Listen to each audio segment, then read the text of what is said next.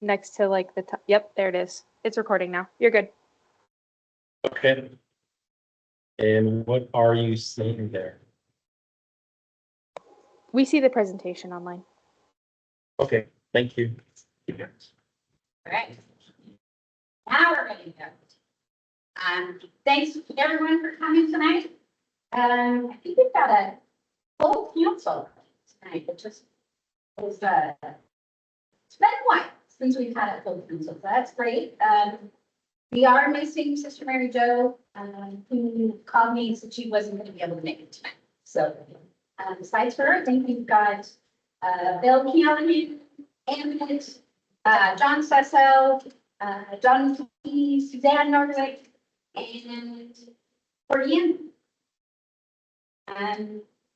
So tonight, what we are going to look at is we're going to start off with the financial review of where the fund is, and then talk about some shovel-ready projects that are possibly out there, and then look at what are our next steps for the DAO fund.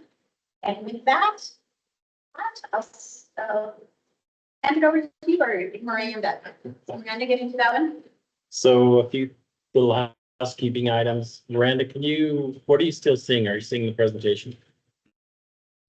Yes.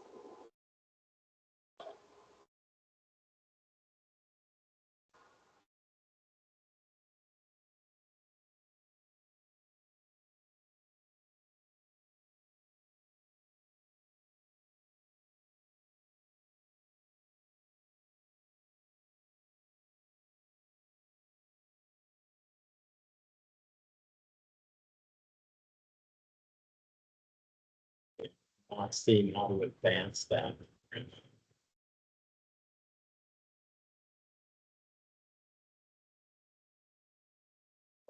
Pat, are you clicked into the presentation window?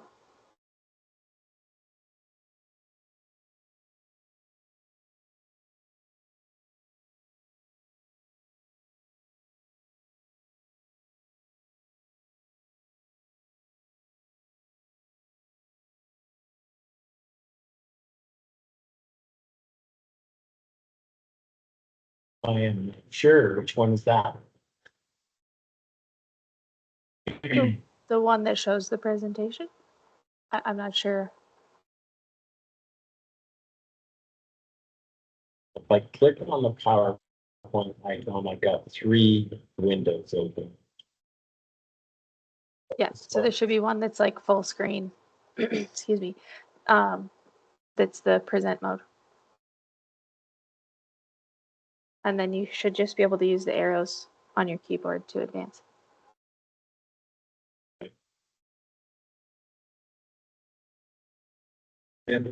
Okay, are we good? Can you see the second page of the presentation?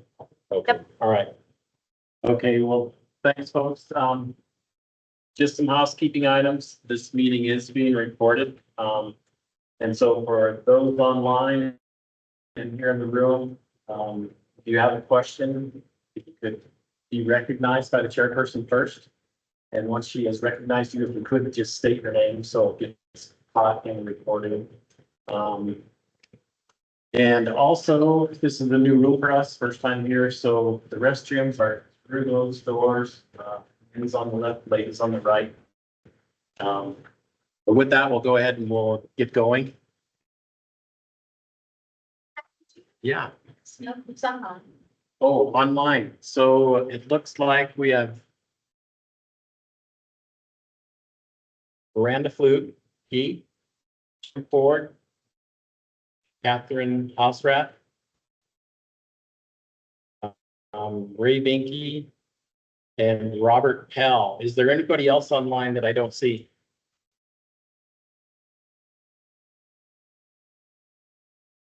Okay, I think that's it. Okay.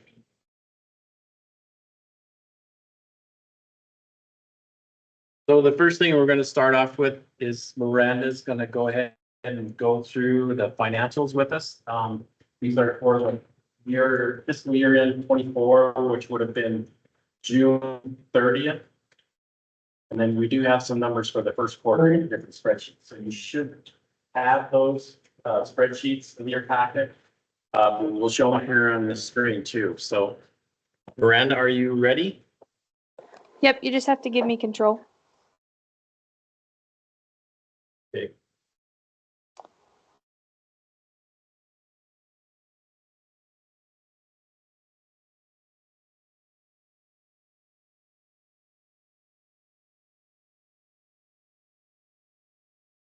Do I click the stop sharing? Nope. In the Teams window, you should get a question asking you yes or no.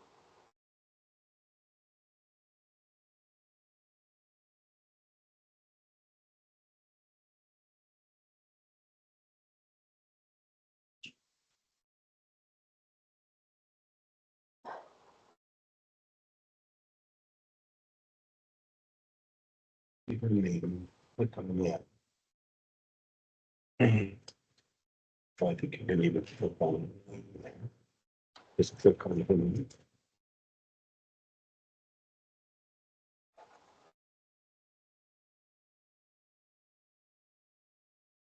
There you go. Okay. I think you have it, Miranda. Okay. All right. Thank so, you. Yeah, thank you. So as Pat said, I'm just gonna go through the financials for Butte Area 1 and the Parrot Fund with you guys. That's fiscal year 24, July 1st of 23 through June 30th of 24. And then we do have some of this first quarter 25 for you guys. Can everybody hear Miranda okay?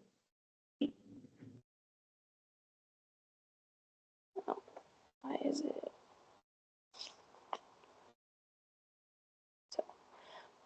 There we go. Sorry, there's a slight delay on my end at least. So the first three slides, I'm not going to go through them in detail, but in your packet, you should have received a page or might be even a couple pages of information on some of the definitions and some of like how we get to some of the numbers I'm going to be presenting to you. So if you have any questions on that stuff, let me know and we can come back to these slides for reference.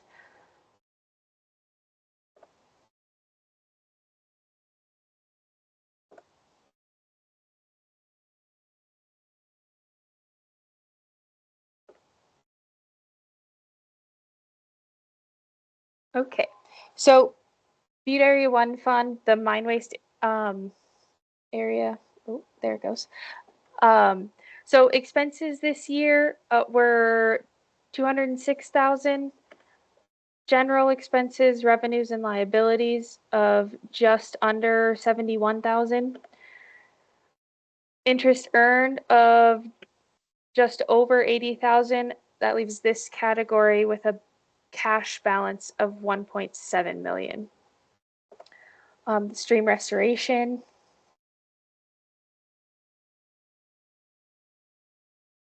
There we go.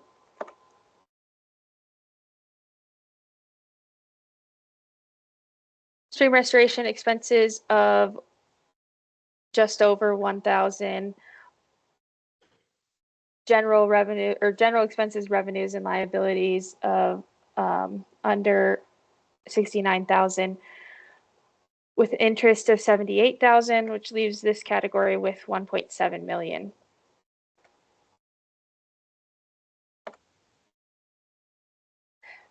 So the municipal water treatment or improvements, excuse me, 1,700 in expenses,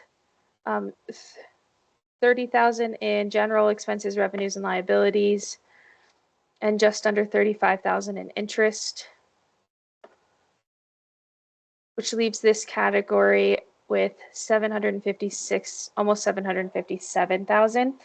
We have, per the recommendation of the council last meeting, put this under contract with Butte Silver Bow for their dam project. So this will be zeroed out by the end of this fiscal year.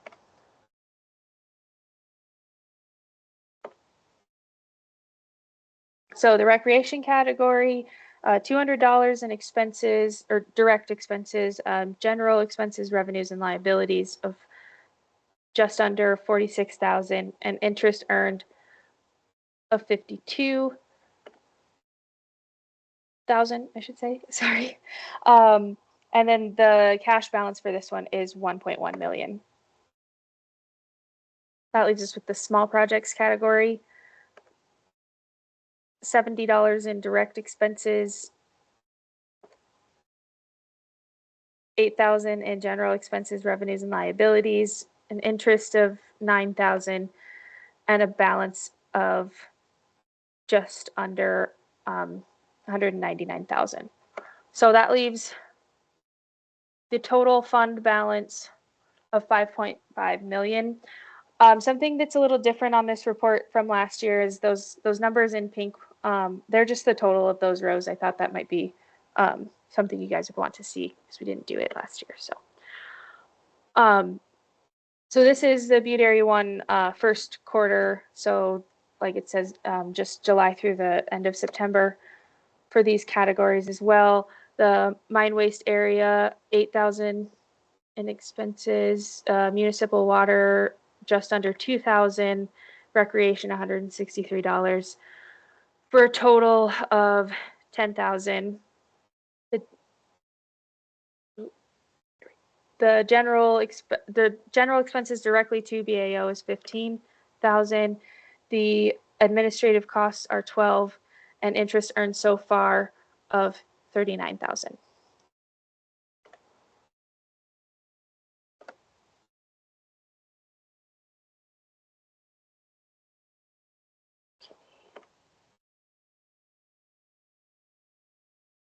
So for the Parrot Fund this year, we're looking at expenses in phase 1 of 135,000. By my understanding, that is mostly just monitoring.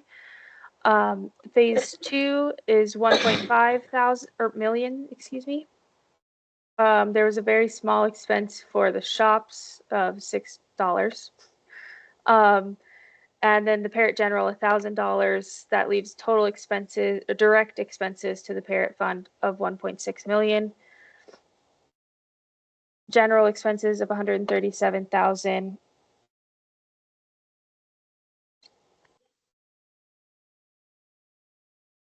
Interest earned of 198,000.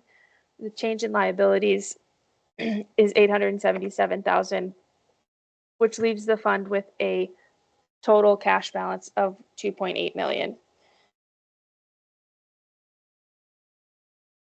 And then there's just the total, oh, whoops. There's just the total column there, which just totals the rows. So, oh, there's a weird delay, sorry. So that's all I have to present to you tonight. I can take questions if you have them.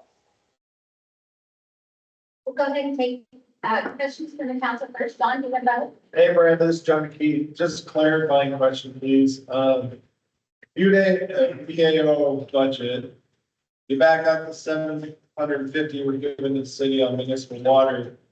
The real sort of total final budget is 4.8. Are you also saying that 4.8 plus the 2.8 remaining in the Parrot means our total actual budget we're sitting on right now is about 7.6? So I think you cut out a little bit there, but I think I got most of the question. Doug is going to be going over what's being transferred from the Parrot here just after me. So I think he can answer that question, but it sounds like yes.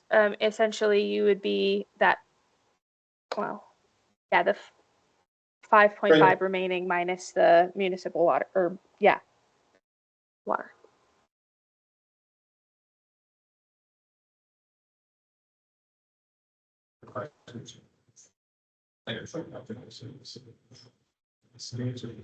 Hey, Miranda, question, this is Elizabeth. Could you tell me the difference between the line item that says expenses and the line item that says general expenses, liabilities, and revenues? I apologize, Elizabeth. You kind of cut out there. The difference between the expenses and what? The general expenses, liability, and revenues. The next line down. Yeah, so This one doesn't have it on there. Um, Yeah, I know it's the on difference. on the BAO. Yeah, I'm just gonna try and go back here really quick. So the difference there is the expenses is direct expenses that hit that, what we call an org for that category. The general expenses, revenues, and liabilities is like NRDP's costs, and there we go. That don't directly apply to the category. Sorry, I'm trying to get back there.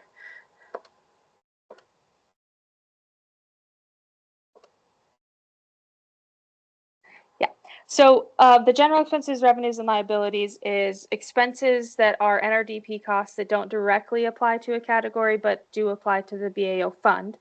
It also includes liabilities, which are mostly just if at the end of a fiscal year, if we have to set up an accrual because of the way our accounting works. So we have a bill that we know about but we haven't yet paid. So that gets booked as a liability. And then revenues would include, sometimes we get like paybacks for like payroll work comp discounts and other minor things. That all goes into that line. Okay, could you give us an example of like some things that would fall in expenses versus what falls in the general expenses? Yeah, so the expenses would be anything that can be directly associated to that category, like contracted costs. And the general expenses would be, it's split between the categories, but it is NRDP's staff time, mostly. And obviously some overhead costs that's shared between not just BAO, but all of our funds that we manage. So that the 209,000 for the expenses is mostly contractor costs for 2024? Yeah, without having all the exact details in there, I would say that that's going to be a majority of that category. Okay, and then so the general stuff is like basically NRDP overhead split between the different funds, is that correct? That and the BAO general, which you can see on the next one.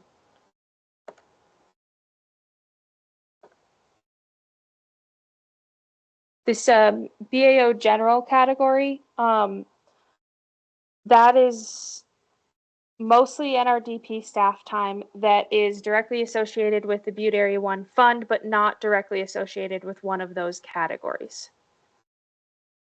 Okay. So am I reading this correctly to say that there was the expenses and the general expenses added together were deducted from the fund for that for that analysis? Yes. Plus Okay. any interest earned.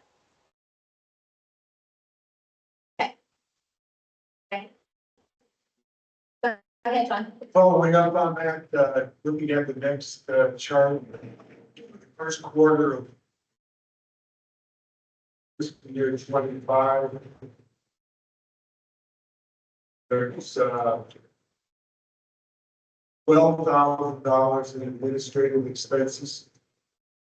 Somebody to extrapolate that, does that mean instead of the 24 number of 224,000, this year it's going to be 48,000? Okay, I apologize. You kind of cut out there. Are you asking what that estimated number would be? This chart that you have in front of us, under administrative expenses, we have $12,149 for the quarter, Yep. correct? And so is it reasonable to then extrapolate that you're spending $12,149 per quarter billed to the BAO for overhead and administrative expenses not relating to business of the BAO? And that would result in a annual expense of $48,600. And how does that $48,000 compare to the $224,000 that you spent, that you billed in fiscal year 24?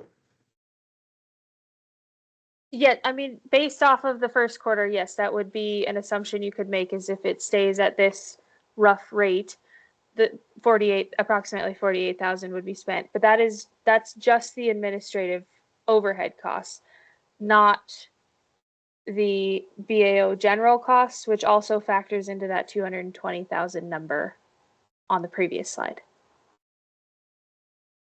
I don't understand. On the previous, Brian, go back to the last slide. on the previous chart, under general expenses, liabilities, revenues, I don't know, you have a category that's called that. It's $224,000 for the fiscal year 24, correct? Correct. Okay, then on the next chart, when you give us the heads up for the first quarter of fiscal year 25, in the category of administrative, is the category administrative the same as the category 24 general expenses, liabilities, and revenues? No, it's not exactly the same. It is that it's that administrative number plus that BAO general number plus any liabilities, which are calculated at the end of the year. Can I speak up here for a second? So one of the questions that we had previously were the administrative expenses. So what we did, John, is we broke these out in for just the first quarter. So the BAO fund, which is right on this line that we can't hardly read, and the administrative fees, they are lumped together in that previous slide under the general liabilities and liabilities slide. We broke it out mainly because we wanted to show after our June meeting, we are trying to reduce costs to the BAO fund. So these two are the 15,000 and the 12,000 the people are online are lumped together in the previous slide. We split those out on this slide. That's why I'm assuming that's where some of the confusion is coming from. But the general administrative fee, the 1001, that's what we operate on. And we allocate that across all of our funds. For the first quarter, it was $12,000. That varies throughout the year depending on what the expenses are that hit the administrative fund. So in general, yeah, you could make the assumption it's going to be $48,000, but the second quarter we may have more administrative charges than we did in the very first quarter of 25.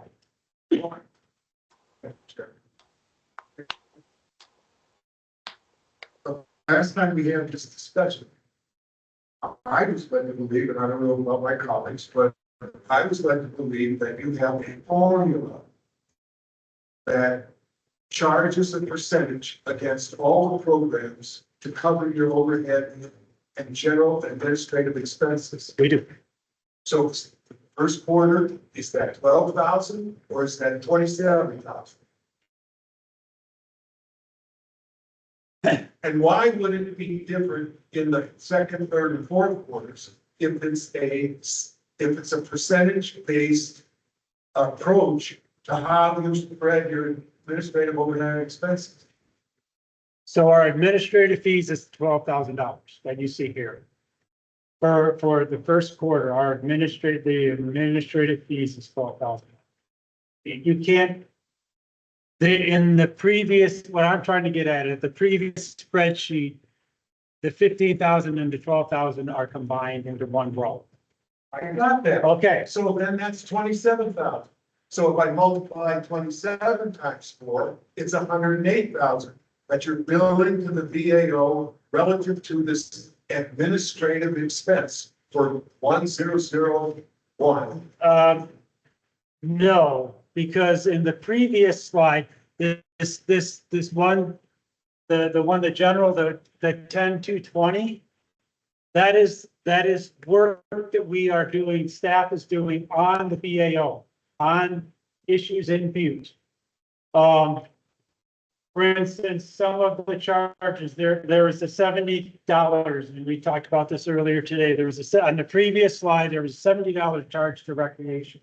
That was probably when Pat works on a rec project or works on something there, he charges his time specifically to rec, municipal stream, whatever. So that goes there. If it's a general task, for instance, Jim working on something on the consent decree, that goes to this 10-220 range.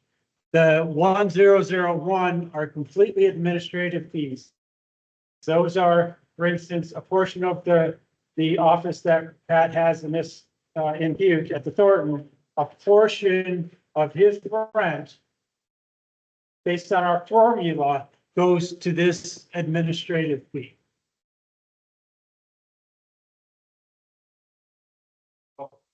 I don't know how more I can say this. You spent 224,000 on general expenses, liabilities, and revenues in the full fiscal year 24. Right. Not related to any work that was being done specifically at BAO. The 209,000 principally work that you did on mine waste restoration and rebedge, which I'm hoping that somebody gives us a good report on what you did for that money. But you spent 224 last year. How do I review the first quarter of fiscal year 25 to get a sense of what the administrations are going to be? Do I add the 15 and 12 together to equal 27 for the quarter? And is it 27 for 4 quarters? Or do you somehow, not only does the percentage thing that you work apply to all programs, but it's different in the second quarter and the third quarter and the fourth quarter than it is the first quarter? Sure, both of these rows, the 15,000, the 10-220, and the administrative fees are going to vary depending on how much time we put into those two categories.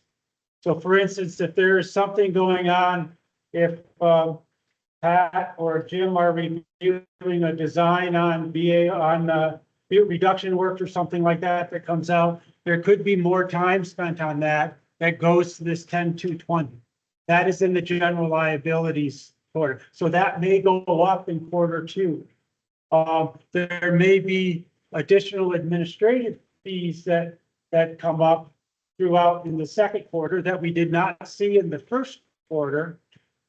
So there would be, for instance, if we bought a car, a vehicle, our administrative fees would go up in the second quarter because we bought a car in the second quarter.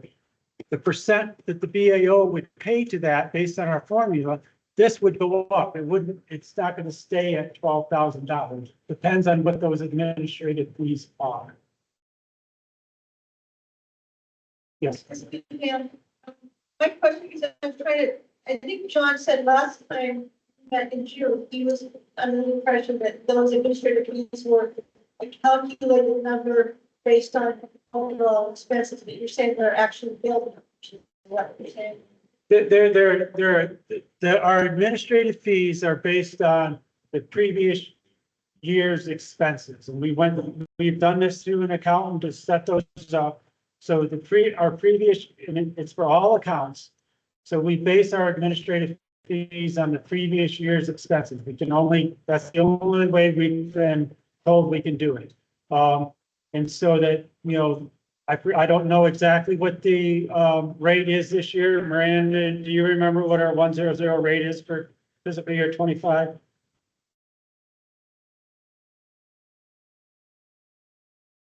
I know it's less than 10%. believe. Don't. But we, So we can get that number for you, but it's based on that. There is a certain percentage that the BAO fund gets charged for administrative fees across all of the funds that we work. we asked that number last time, and we'd like to see the profile of how you get to your 100% of all administrative fees against the categories bill. And it would be very useful, for me anyway, to have the cumulative numbers from 2012 through 2024 on how much has been billed to the administrative and general liabilities to the BAO compared to the other categories that you bill your general liabilities. And the third thing I'd like to ask you, has that percentage changed in 12 years? That percentage changes every year based on the previous year's expenditures. So in years where there has been a large expenditure previously in, for instance, the Upper Clark Fork or the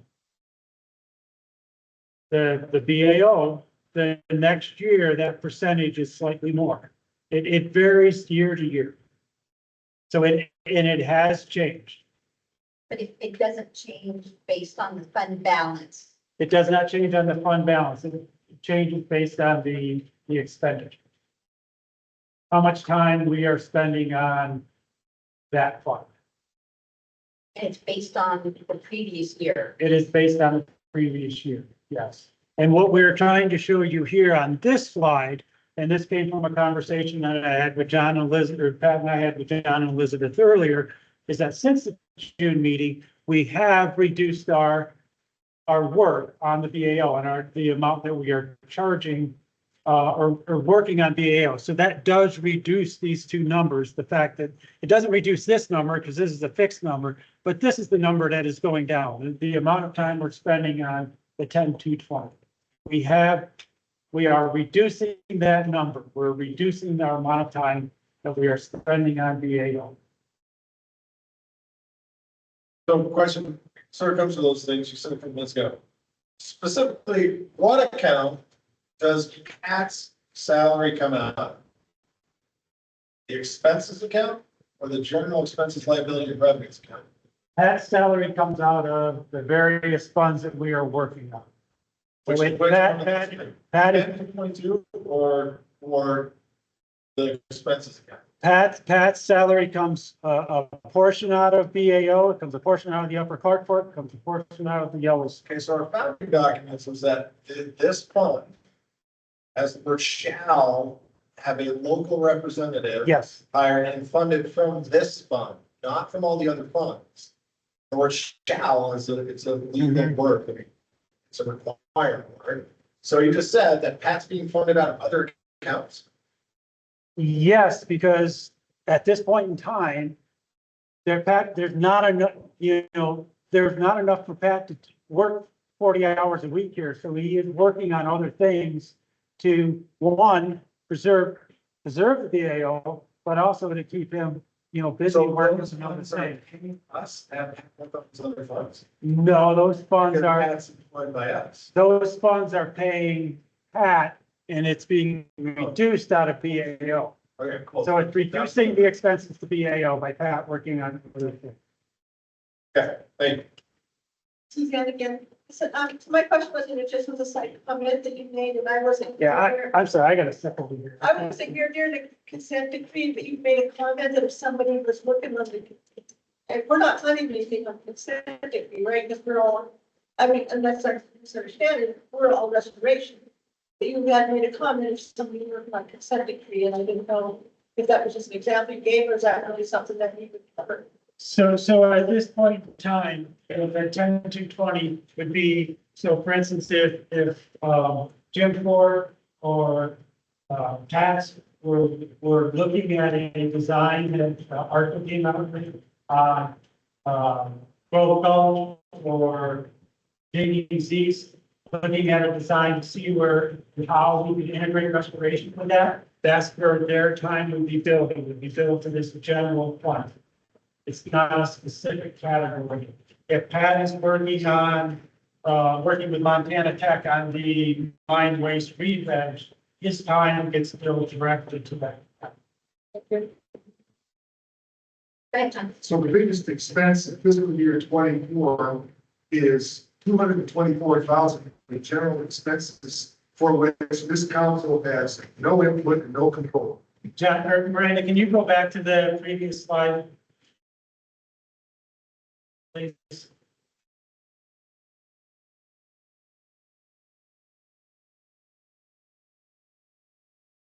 So you're talking about this line right here, the general expense liabilities and revenues. Yes, there are costs in that, some of those are the 10-20 costs. For instance, Jim or Pat working on reviewing documents as well as the administrative. And so no change has been made. The practice of their program to use NRD funds to review remedial project documents is still being billed to the NRD program and not to DEQ or where it belongs on people working on the remedial program. The remedial program for DEQ is reviewing that, but we are also reviewing that, yes. One, to look for places for integration, and two, to make sure that the consent decree is being implemented as it should be to ensure that restoration funds are being spent as they should be spent and will be spent. We can understand the frustration. Nothing is being done relative to NRD projects other than it appears under reveg. And so when you commission your staff to work on the CD and look at it for integration, and there's no result from that, it's a little disingenuous to say that is benefiting restoration projects yet. I mean, from my understanding, you have taken a completely linear approach and are not entertaining integration projects, either in the Blacktail Creek Confluence project or any of these others. I've seen no proposals from NRDP relative to how you're going to participate with NRD money in the remedial project implementation.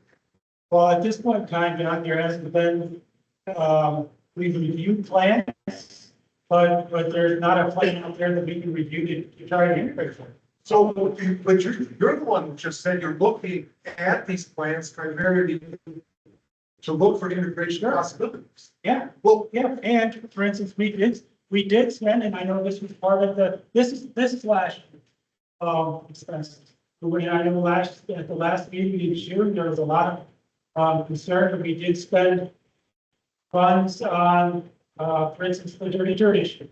And we did. We argued and spent time writing comment letters and meeting with EPA on the dirty dirt issues that we didn't think what was being proposed was consistent with the secretary. And there was a considerable amount of time spent doing that. But at the end of the day, I do believe that the $200,000 or more that we spent doing that is well worth it, because that material was not there to try to be removed by restoration. It would cost a whole lot more.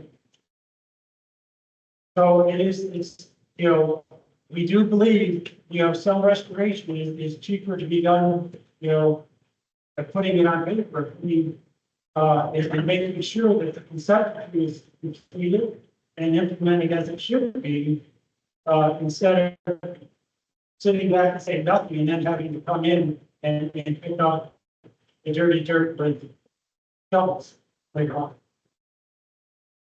well, I would like to see the total number of dollars spent in that category over the 32 years of the program cumulatively. And I sure would like to know, prior to you commissioning your staff to work on remedial action issues and how that gets billed to the NRD, our NRD program, versus how you do it with others. We can get you that. Well, we asked you that last time. We didn't get. I apologize for that. That's bad on me. We will make sure you get that. Actually, make sure the Miranda makes people listen to that. This, John, or this right here, we can get you. Miranda has the full spreadsheet. She does not provide it to you because we have it since 2000. There's a whole spread. But that, Give me a whole spread. yeah, we can, but we don't provide it because it's too much to put on. Give me the dot XLS. So just we'll get it. That's my request. Send me the dot XLS. Thank you. Doug, I heard my name there. If you can write down whatever that request was, that would be helpful because you guys are cutting out pretty bad on my end. So I'm Okay. not sure what the request was. I guess it's recorded to you go back to. Madam Chair.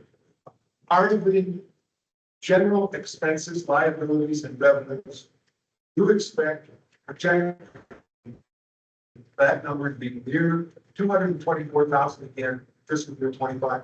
No, we're expecting those to be lower, and that's why we showed you the first quarter. It is our goal after that last meeting to, there's a concern about the spend rate on BAO. We are reducing that, one, by having Pat and Jim work on other funds on other projects.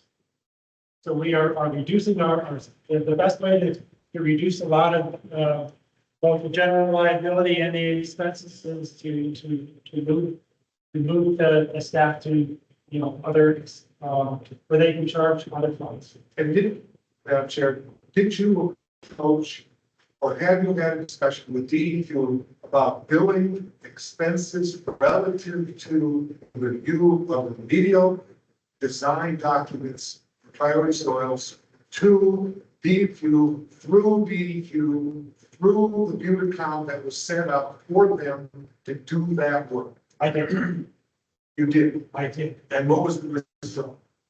No, but it's not possible. It's not possible, or they refused?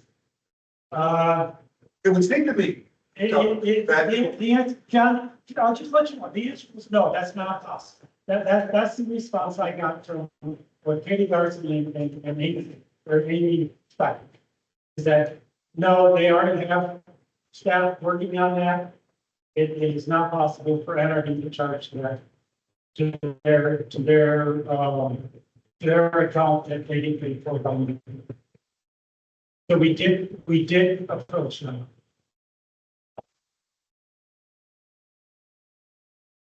I just think it's wrong that those expenses that you're incurring without our involvement are being billed to the Butte Area 1 account and not to the implementation of the remedy.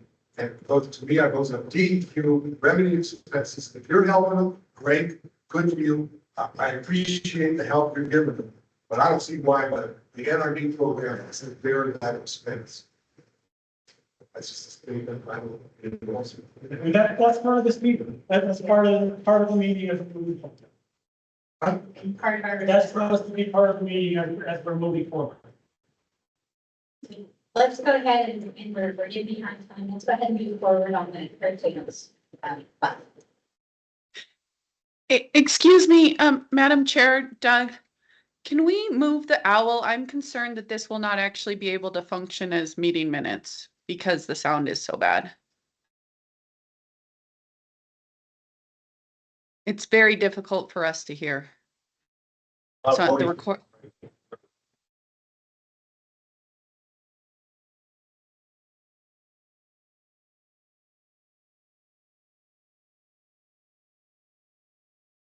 Yeah, there's a big fan. Can you pull that maybe over? Is that better, Catherine? Yes, that's quite a bit better. Maybe we could hear from Mr. Sesso as well. I would like to make sure we're capturing his voice as well. Can Susan or one of you guys say something? Just, I don't think anybody wants me to speak up anymore. Can you hear that? But I could hear you. Oh, no, there's that's why I moved over here. There's a fan over there that we can't hear. And Madam Chair, we're gonna get to a little update on the $209,000 or $206,000 expense in the mine waste. Yes. Pat's gonna give us an update on that. Not specifically, but that is, Pat's time, but a lot of that's contracted time with, Butte Silver, Butte Silver Gold, the re-veg, Montana Tech's, native plant program, and the work that's been going on Norm Daniil's, asset span. So this is a majority contracted services time. So that's not, there's some of Pat's. But mostly it's Butte Silver Bow, it's funding for. Yes, Okay, yes. funding for the re-veg programs for Butte Silver Bow, Montana Tech, and Norm Daniil's. Yes, and Norm's, and some stuff Pat's been working on a Norm's project. There's Geo Environmental's done some work for Pat, or with Pat on Norm's project. So now that the $750,000 in the municipal water system improvements has been spent, presumably on the dam rehab, does this magic formula and these percentages that get billed for the administrative expenses, you're gonna re-rack them relative to the 4 remaining ones then? Or are we gonna get less expense billed to the VAO? No, the administrative expenses are fixed for 2025, and so yes, they would go to the 4 remaining categories.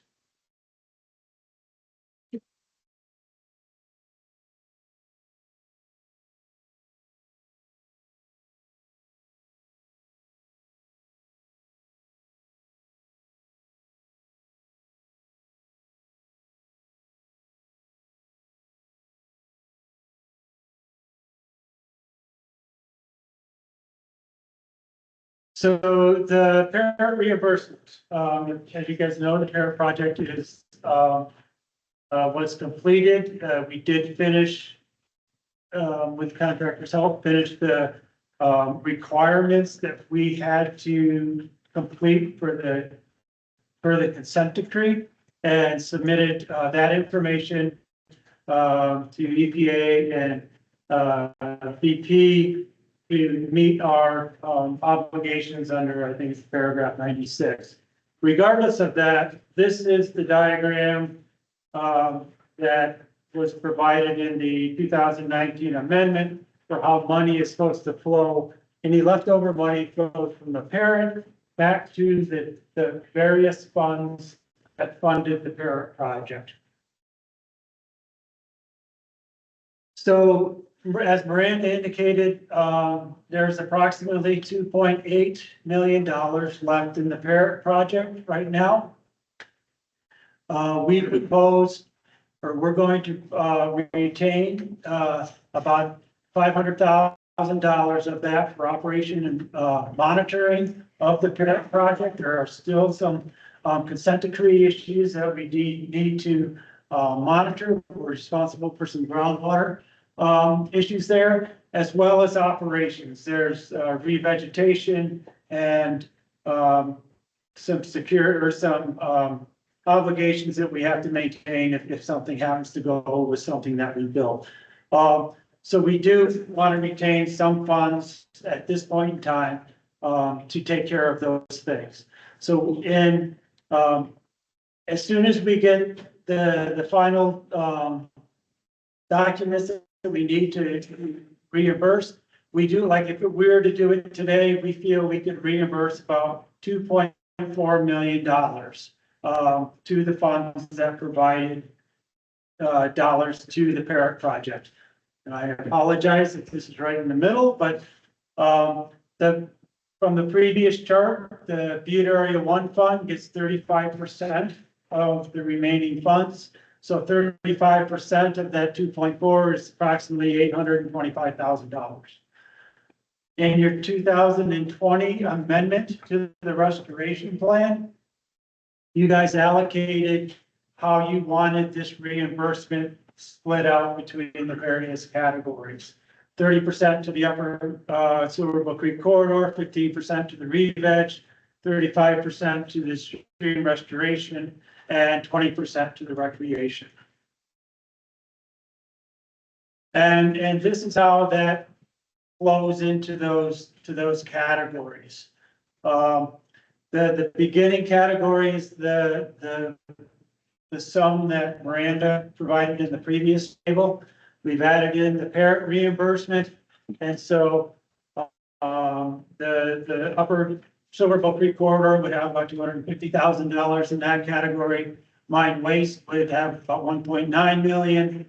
The stream restoration would have just under 2 million. Recreation would have 1.3, and the small projects would have 190. That would remain the same. And for this calculation, for this table, we did zero out the municipal water because we know that it's going to zero at the end of the year. So basically, we started with about $5.6 million, 5.5, and with this reimbursement, it'll still be in that 5.6. So John, that's that question that you had. Not all of that $2.3 million that's being reimbursed comes back to just 35% of it comes back to BAO. And for the Butte folks, the groundwater, that's 14%. That's about $330,000 of that. Are there any questions on the reimbursement? Eric? Yeah. Oh, I'm sorry. It's Elizabeth's responsibility. Sorry. I'll ask you a quick question here, first. So when we first started hearing about Parrot money coming back, it was in the range of, I believe, like 5 to 7 million. And now we're looking at 2.8. Can you give us an idea what the difference there is? Yeah, a lot of it is the monitoring. Okay. The monitoring was not part of the original estimate of cost for the Parrot project. The monitoring was a component of the consent decree and something that we had to do for the consent decree because of the responsibilities that were placed on the state to be responsible for restoration. So a lot of that extra funding was spent on it. And just other costs that have occurred. So again, we're using BAO funds to pay for stuff that's in the CD. That's Well, being required by the CD. we're using the Parrot fund to pay for those. Not BAO funds, because But it affects how much money comes back to BAO. it affects how much comes back to the Upper Clark Fork, comes back to groundwater, and comes back to Butte.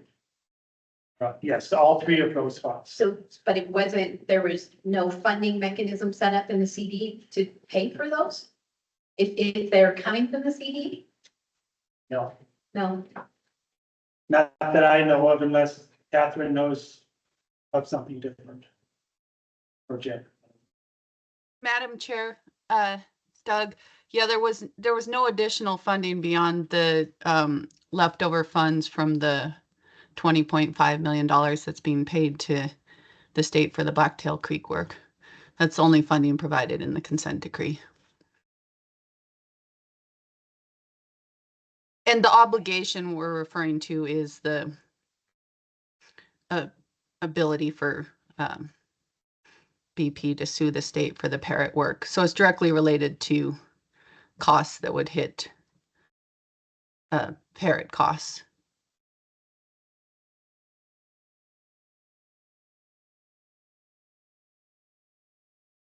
So, Madam Chair, when you use the term propose, you're proposing to spend or to reserve 500,000.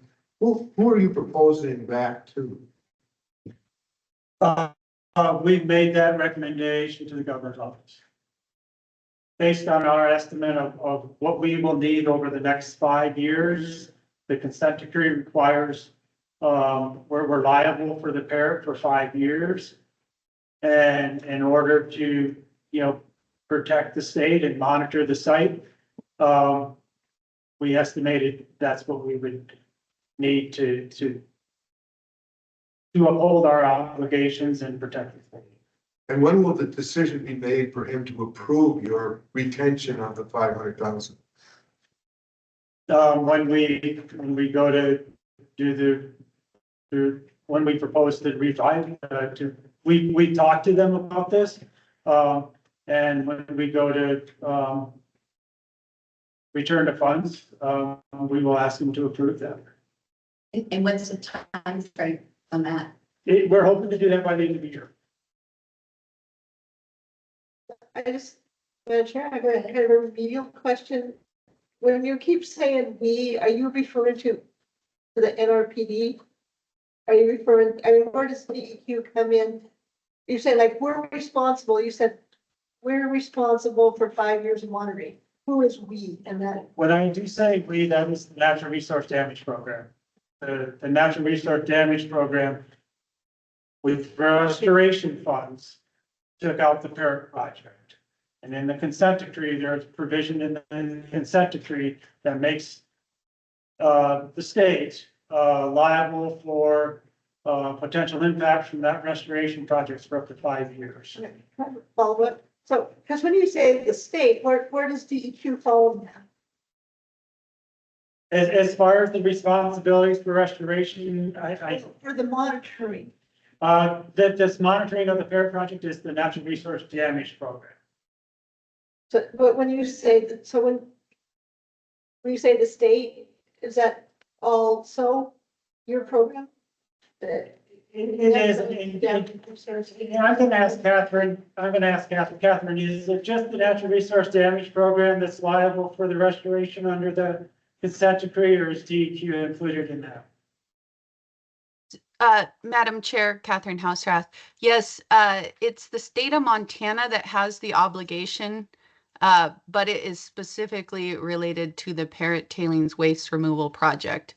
So it is, and the governor as trustee agreed to take on that risk when the state of Montana signed the consent decree.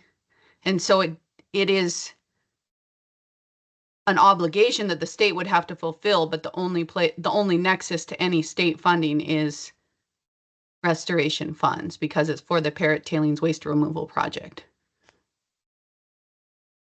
Follow because you said restoration funds, and aren't we talking about? We're not talking about restoration funds here. Yes, we are. These are all restoration. But the funds that we put in there weren't, From restoration. they weren't restoration funds. They. Right, thank you. I said it was remedial, it's just education for me. Thank you. Eric, did you have a question? I'm a little curious on the remainder of the Parrot fund. I know that we have worked with you guys in potentially taking over the long-term operations and maintenance of the vegetative caps. I don't see any funding for that left here. And that concerns me that Butte has been asked to be the one that performs the monitoring maintenance in regards to just the vegetative cap. I'll clarify that. But there seems to be no funding left when you reimburse all this for that, and that's perpetual. That's not something that lasts for 5 years. It would be my assumption. Doug, That's how all cap areas are looked at and maintained, at least across the Butte Hill. So I'm a little curious as to where that funding would come from for county programs to evaluate and maintain the vegetative caps. I do believe Jim Ford is online. Jim, can you help answer that question?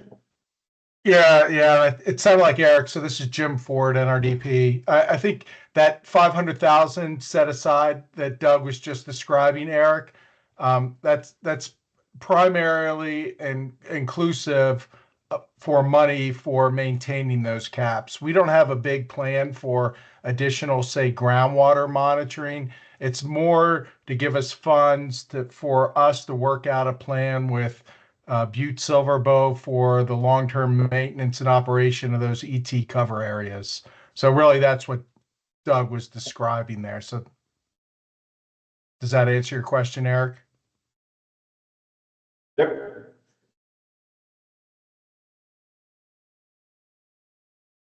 Any other questions? Go ahead, Bill.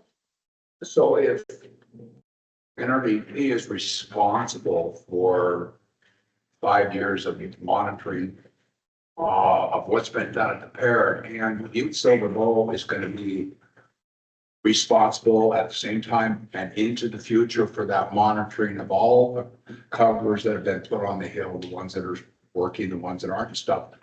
Where is the funding coming from in the long term? Did I miss something here? But I think that's what Jim just said, is that, you know, he believes that the money that we've set aside would be enough to maintain those ET cover caps. for 5 years. No, moving forward, that's, yeah. Yeah, it's sort of, again, this is Jim Ford. It's sort of complicated that our liabilities under the CD, which, you know, just for those of you that weren't involved or weren't around then or didn't really care, which I understand, the language that gave the state liability for primarily implementing the Parrot project came after we even actually started the Parrot project. It was negotiated and agreed to, and it's more of a groundwater liability and potential impacts to primarily the subdrain. So we have that. We've collected a lot of data. I think we've got good analysis to show that we're reducing concentrations and we're not going to adversely, negatively impact all the problems the subdrain already has. But that 500,000, like I tried to describe to Eric, is primarily so we can work out a long-term O&M agreement on those ET covers, which we think is really a conservative number. We think it's going to be quite a bit less than that. If you've looked at the ET covers, they look pretty good and they function good. We paid a lot of extra money to get good caps on them, but we know we have to work that out with Eric and his crew and Butte Silverbow. And we have this 5 years of liability for the groundwater, you know, and negatively impacting. And Catherine, you can remind me the exact legal terms, but it's you know, it's basically remedial quote infrastructure.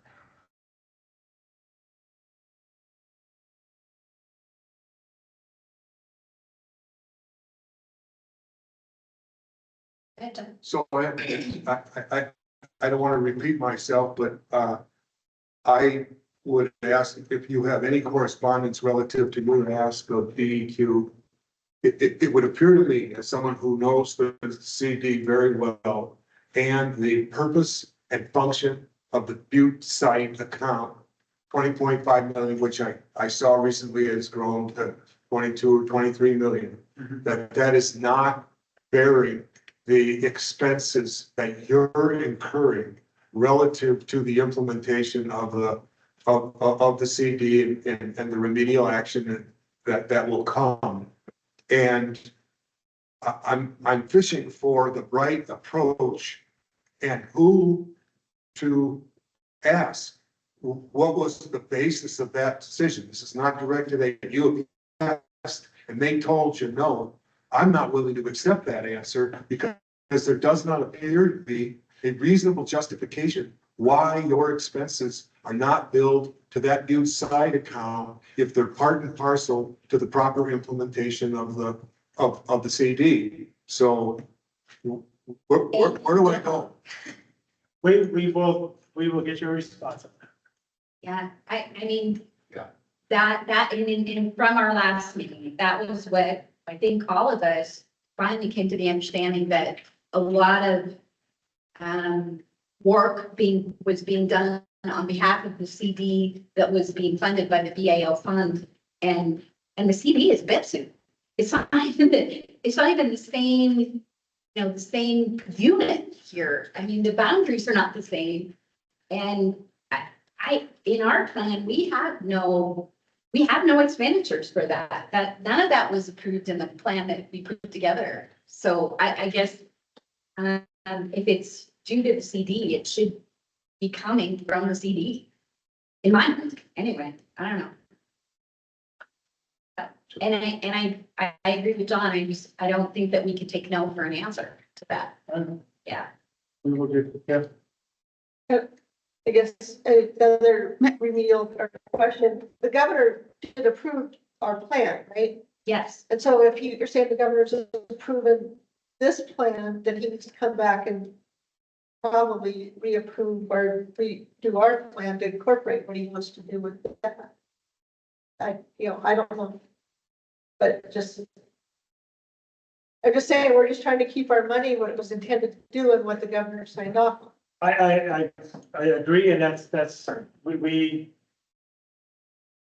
as the program, we do feel that's what we are doing. And part of our responsibilities as the natural resource damage program is to protect the principle of the funds. It doesn't matter what account it is, if it's for Clark Fork River or the Yellowstone River, is to protect those and spend those as efficiently as we can. Part of that is making sure others are also doing their jobs so more expenses don't fall onto these accounts. We do similar things on the Clark Fork River. Making sure that, we've had comments recently from EPA on the Clark Fork River where they want to revisit the risk assessments on Arrowstone Park. Not that we disagree that risk, there might be risks there, but the state settled for a certain amount of money. And if EPA wants to change those, then we need to look back at the settlement because that's not what we settled for. So part of our funds actually on the Clark Fork, we have used to address those concerns to protect the principle of those funds. So that's what we do, and that's what we have done here. If this council has a different opinion of how we do that, I think that's part of the discussion that you guys want to have. And I think hearing that and then taking that as your collective recommendation, we can put that out in public comment. We can take it to the trustee for his consideration, and we will oblige by whatever the trustee wants us to do at that point in time. Madam Chair, there's a significant difference that you're not stating, and that, as was the case with the Silverbow Creek, well, so-called streamside tailings, and now is what the case with the Clark Fork River. The state is the lead remedial officer, not EPA, on those sites. And so I'm concerned that the model used, particularly for the Clark Fork River, where you have a pot of remedial dollars, which I believe is in some dire strait. Then you have a pot of restoration dollars, and you have a necessity to work hand in hand with DEQ and make those kinds of judgments that you speak of. But I just don't think it's, and you did the same thing when it came to the restoration dollars spent on Silverbow Creek in concert with Remedy, where the state was the lead remedial implementer. And the NRD program was the complementer relative to integrated restoration investments.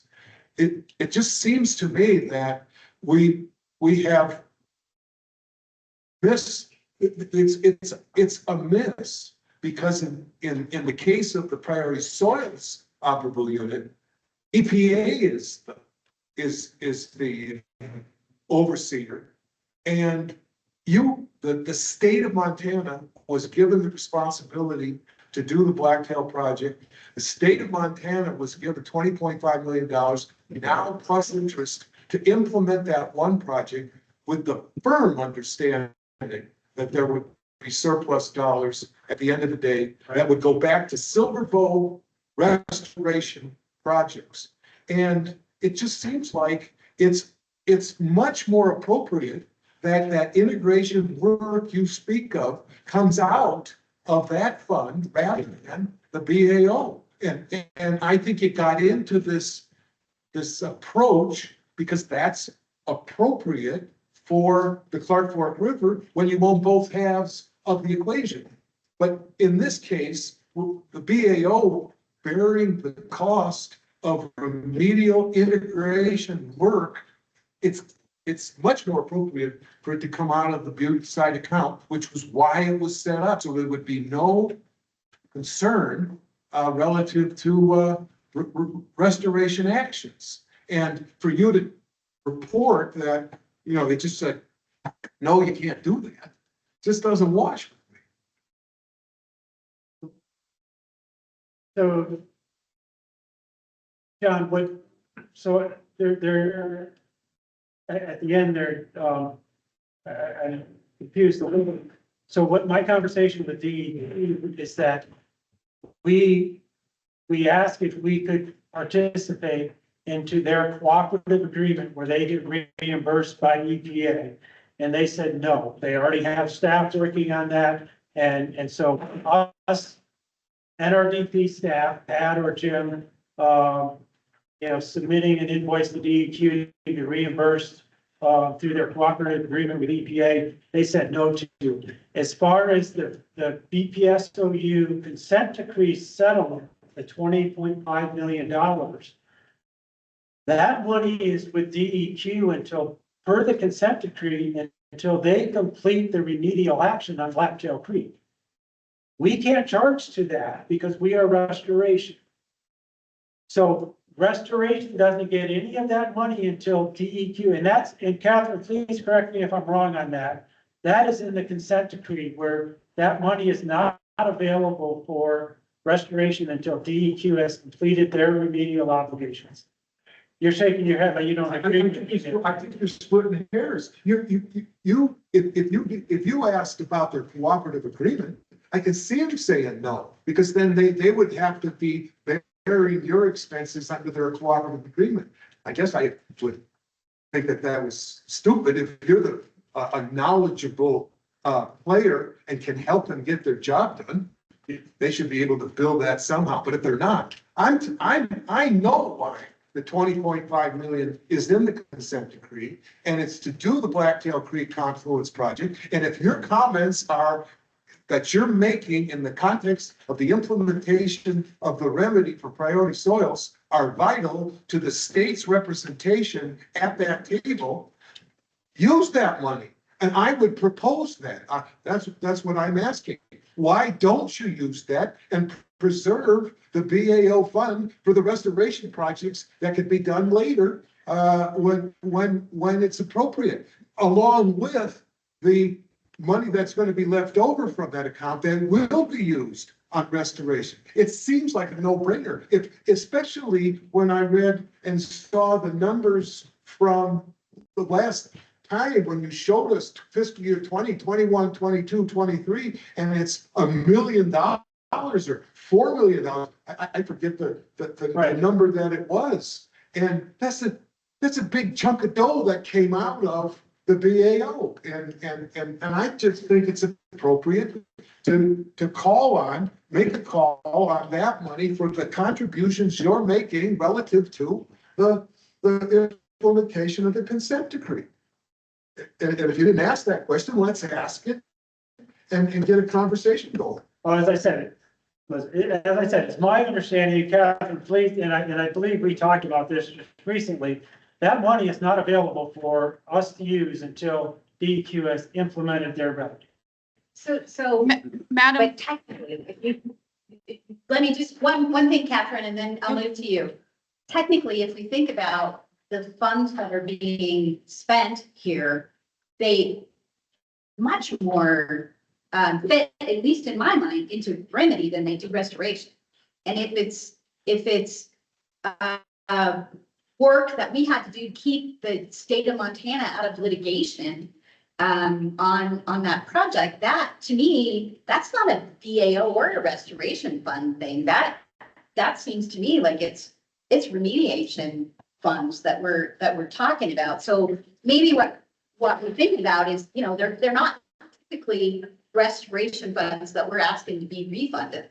It's really work on the CD, which, you know, ARCO does and their consultants. That's really more remedy than it is restoration, at least in my mind. Yeah, let's let Catherine say, but Okay. I'll let her talk, but the good points, I think that's something that we could, but I'm not gonna put words in, I'm not gonna say anything before Catherine talks. Yeah, but I don't know if it's possible, but if it is a door or an avenue that we haven't looked at, yes, we should look at that. And I think that what you're hearing from the council here is frustration that we're paying for things that really aren't restoration.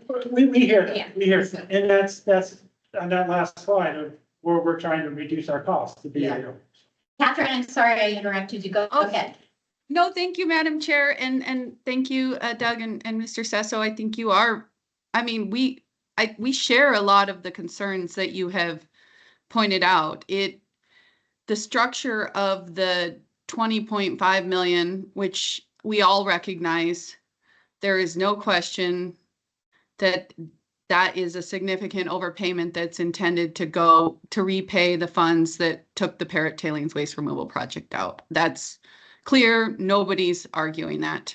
Or hopefully nobody's arguing that. NRDP is not arguing that. Some of the things we have to consider are nobody can use funds out of that fund for remedy work. DEQ is only allowed to use that for Blacktail Creek implementation. They aren't supposed to use it for commenting on the rest of BIPSU consent decree. So I don't think DEQ or NRDP could use those funds for coordinating remedy comments or remedy with restoration. The way that the 2019 Parrot Tailings funding amendments were structured, those funds, which there should be a lot of them left over, 51% of them go to the Upper Clark Fork River Basin to repay what that fund put in for the Parrot Tailings. And then I forget the number, it's 13% to groundwater and then 35%, I believe, to BAO. It's the same thing that Doug just went through for the Parrot repayment. And don't forget that the governor has committed $1 million to Butte Silverbow out of those leftovers as well. And so maybe there's a way, if we were absolutely confident that DEQ's implementation of Blacktail Creek wasn't going to cost more than what that pro rata share, that 35% of the leftovers after DEQ implements the remedy and after we pay Butte Silverbow $1 million, maybe there's a way to enter into an agreement with DEQ to borrow that money. I don't think they would agree to it because they would be concerned that they might have cost overruns with their project. So my guess would be, If they were spending $20 million on the Blacktail Creek project, we got a lot bigger problems than what we're talking about. yes, sir. So I would ask, on behalf of this council, and maybe through the chair, we want a question asked, answered, somebody to come and tell us why that can't happen, if it can't happen, and do it. I mean, at a minimum, the comments you're making on the Blacktail Creek Confluence project should go to that account. And it seems to me that there's a small stretch on East Diggings, North Tailings, and even the Grove Gulch piece, and particularly the Butte reduction works that is directly tied to the Blacktail Creek project. So let's not split hairs. Let's try to preserve some of these BAO funds for restoration work later. And, you know, have your say and help those guys out in terms of the comments they're making in the remedial design process. You're doing the work. And you're adding value, you pay for it out of those funds. So, and to pile on to that, I don't want to forget the asking that if it can't be done through that, why can it not be done through the MOU with EPA? The comments are the same, and you're both the state of Montana, and I think that, just saying no is, it's not good enough. Let us know what it is, where is it that it says that can't be done? We will get you we'll get you a response to that. I guess I'd also like to get it to you in writing, not just presented at the next meeting. But we'll actually give you something in writing on that. And just to let you know, guys know that, we share your say. We said it at the last meeting. We are accountable for the funds spending here. We're not just trying to spend it willy-nilly just to spend it. We are trying to be very cautious about how we spend the funds. And we are open to the discussion you guys have here. Following this, Pat's got a few slides to go through, talking about some potential projects out there. And part of the discussion is where do you guys really want to make a recommendation on where to go? Work on a project or try to put a pause on the expenditure of the BAO funds until such time when they can be spent. So we are we're open to those discussions and willing to go there. So I guess that's where I would ask if we could go to that, and we will respond to your request here. Hopefully the recordings work so we can actually get on it. We'll remind you. Thank you. Okay. And as a corollary, Doug, I would make the request that we be a little bit more judicious with the choices you're making relative to intervening in these discussions relative to the implementation of the remedial action. I mean, it seems like you have unlimited approach that if you feel you need to make comments and spend quality time on it, you do it and fill it up. And, I'm encouraged that the number for the first quarter of fiscal year 25 is down. That's a good trend. But it just seems to me that if you're allowed to bill whatever you want to the BAO for making these comments, it'd be nice if we had at least a report on why you make those choices and what value you added to the process and what the outcomes are. Because, otherwise, there's no governors on this. It's just an unlimited, you decide you want to comment on the CD and don't worry about it. It's going to get paid for out of BAO and, But that, John, and I take offense to that. We don't just comment willy-nilly. Well, and just let me finish. Well, we don't comment willy-nilly. And Jim's on the phone. Jim, there are specific areas that we comment on the Butte consent decree. Can you outline those specific things? And that's the only place that we comment on. Yeah, Doug, this is Jim Ford. John, getting to your comment.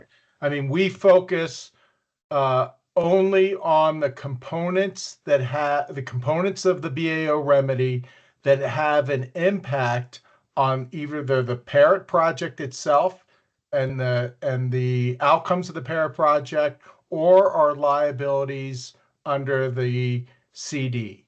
So we're not commenting on uplands caps or other sort of various things. It's very focused and limited. And if anybody wants to see like some of the work product that comes out of those reviews, and again, we're talking about, I don't know, maybe 5 hours, at most 10 hours a week You can see our numerous comment letters. And as Doug mentioned before, if you take if you want to call it the dirty dirt or whatever you want to call it. I mean, we were trying to protect the restoration accounts from other people's suggestion that maybe restoration should pay for the removal of those waste materials that were in the CD. So we could give a whole presentation, John, and talk about how we make specific selections of what we review or what we comment on, but it's a very limited amount. I would estimate out of all the documents that are produced under the BIPSU, we probably comment on like 5% of them.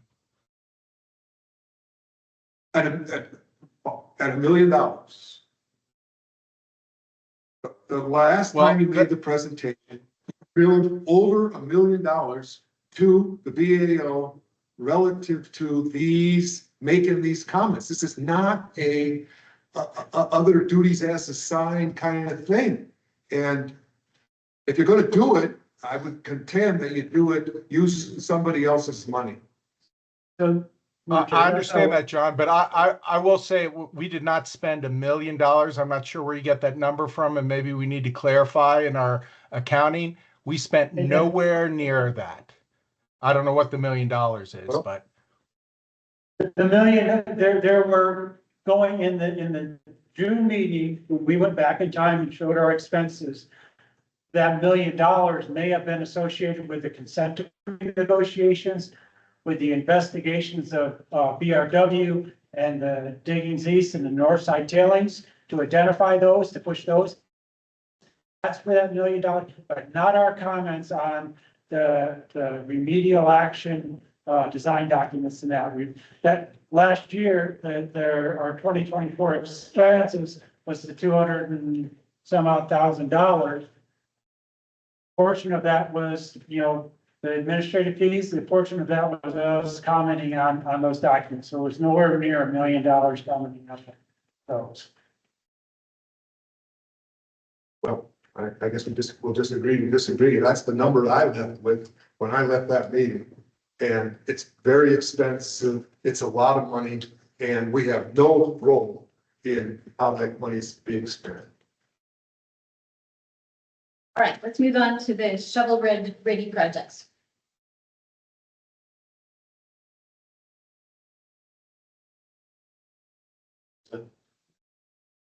So last time we met, and since then, talked to some of the council members about how do we proceed forward. And really, I think the big picture is there's maybe 3 big alternatives. And the first is status quo, continue doing what we're doing. The next would be to identify some big worthy projects and spend the fund down on those projects. And the other would be to, limit our efforts, potentially press pause and continue with our obligations, but wait until remedy is completed and then pick up with the restoration pieces. So with that, I wanted to go ahead and just identify some of the projects that you guys have known that have been out there. And I think, John, when we talked, one of the terms we talked about was potentially shovel ready. So these are some of the things that we can think of that are perhaps ready to go, perhaps not, but we just wanted to talk about them. So the upper Silver Bow Creek corridor, that's the primary area of the waste removals, and they will be replaced by stormwater retention basins, and that's throughout the Butte Area 1 corridor. And when the Parrot tailings reimbursement has been made, this category, and this was the category we paid for the Parrot tailings removing from, we should have roughly $250,000 there. Right now, there aren't any projects identified how to spend that money. So really, that's kind of an open slate, if you will. Just to give you a little background on this image, it's 1904 bird's eye view of Butte. Up at the top is the Parrot smelter. You see Silver Bow Creek meandering through. That's actually Harrison Avenue, and The big building on the right is the Olympia Brewery, which would have been right behind that tavern. Then it comes down here to the confluence. So with that, you know, nothing identified right now for those funds.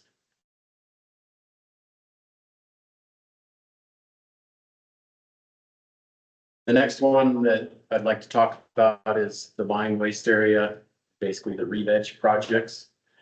Montana Tech Native Plant Program, the original allocation in the 2012 BAO restoration plan was for $1 million. And with the 2020 amendment, they were provided another 914,000 to date through the fiscal year 2024. So June 30th, they've spent nearly 1.5 million. And right now we have a contract with them that runs through December 31st, 2028. And there's about $361,000 left in that, the balance of that contracted amount. And right now they're spending at about $125,000 a year. So if we just continue to let that happen in 3 years, that would be spent. For Butte Silver Bowl soil, tree and shrub program, the original allocation was just over 2 million. The 2020 amendment basically took that amount down to 1 million. The balance went up to Montana Tech. And so far they've spent just over $500,000. And a lot of that was in the first couple of years. And since then, Eric and his group have worked well to integrate this with Remedy. And right now they're spending only about $26,000 a year. And there is a balance of about 122,000 on their contract, which also the term ends December 31st, 2028. So in about 4 years, which would take us through the end of that contract, that amount would be spent. So I heard you in previous meetings say you'd like to see a big event. And so I went around the hill with Eric last week, and we looked at some places where there's potential to do bigger plantings on a larger scale. This being one of them, this is the little Mina area, so it's right below the mountain con, above the Stewart Vineyard. And right now, they're finishing up some of the work there. And you can see the stormwater ditch running through the middle of it. And again, this reason we would approve these re-veg projects is to prevent runoff from mine waste areas or run onto other areas that could eventually also promote runoff and report to Silverbow Creek, which the lawsuit was about. So, you know, with that, I would maybe ask Eric Hassler if he would chime in and just let us know. You know, I think most of you have read the articles about the new lead action, residential lead action level that's been proposed by EPA. And in this past year, we really didn't make much of an effort to do a re-veg planting this year because we were waiting to hear the news from EPA. And the only plants that we put in the ground this year were on the Parrot reclaimed area on that north slope along the railroad tracks. So that's where the plants went this year. But Eric, if you could let us know what you think moving forward, what perhaps this re-veg programs between Tech and Butte Silver Bowl might look like. Sure. Madam Chair, Council, I'm Meranda Hassler with the Butte Silver Bowl Department of Reclamation. We have suspended activities, mainly not anything to really do with the lead policy change. That has strictly kind of been around residential, but we also have 2 work plans underneath the CD that are being implemented as we speak that are being insufficiently reclaimed in the unreclaimed areas. And until some of that work comes to fruition, we feel uncertain that we can protect the investment of NRD and any restoration plantings until those investigations are done. We kind of went down this road with the projects, say, Walkerville Road and Excelsior, where we made an investment, the investment had to be removed, we had to reimburse. That's hard for a local government to do. So we're wanting all the sites to go through this deeper evaluation that is required mainly under the insufficiently reclaimed work plans. And the further work, as this picture indicates, that these are generating to come to fruition before we take the chances on one of the sites and find out that evaluation that occurs in the near, not too distant future requires you to re that and revenue to be re-implemented. And until they're done with, they, and Richfield, that they're done with these evaluations of sites across the Butte Hill, they're just really not a safe place in our view to make this investment at this point in time. Until we see projects like this come to fruition, I think we could have a few come online that would be a little larger by next year for things that they're in the middle of implementing now and hopefully will be completed at that time. But again, I don't want to get into a situation where we reach over bow like we did with the Walkerville Triangle, where that had to be removed and then it's a reimbursed to this program. So it's just being a little bit better safe than sorry, if that makes sense at this point in time, and wanting to see these evaluations come to fruition to assure that at least as much as you ever can, that they're never going to be disturbed going forward. So that's the pause for us. It wasn't really too tied to the lead action level because again, that is very tied to residential, not these open grease sites, but there is a lot of work that's happening on them and a lot of evaluations that still need to occur. That makes sense. So you're open for that? Yeah, any questions for Eric?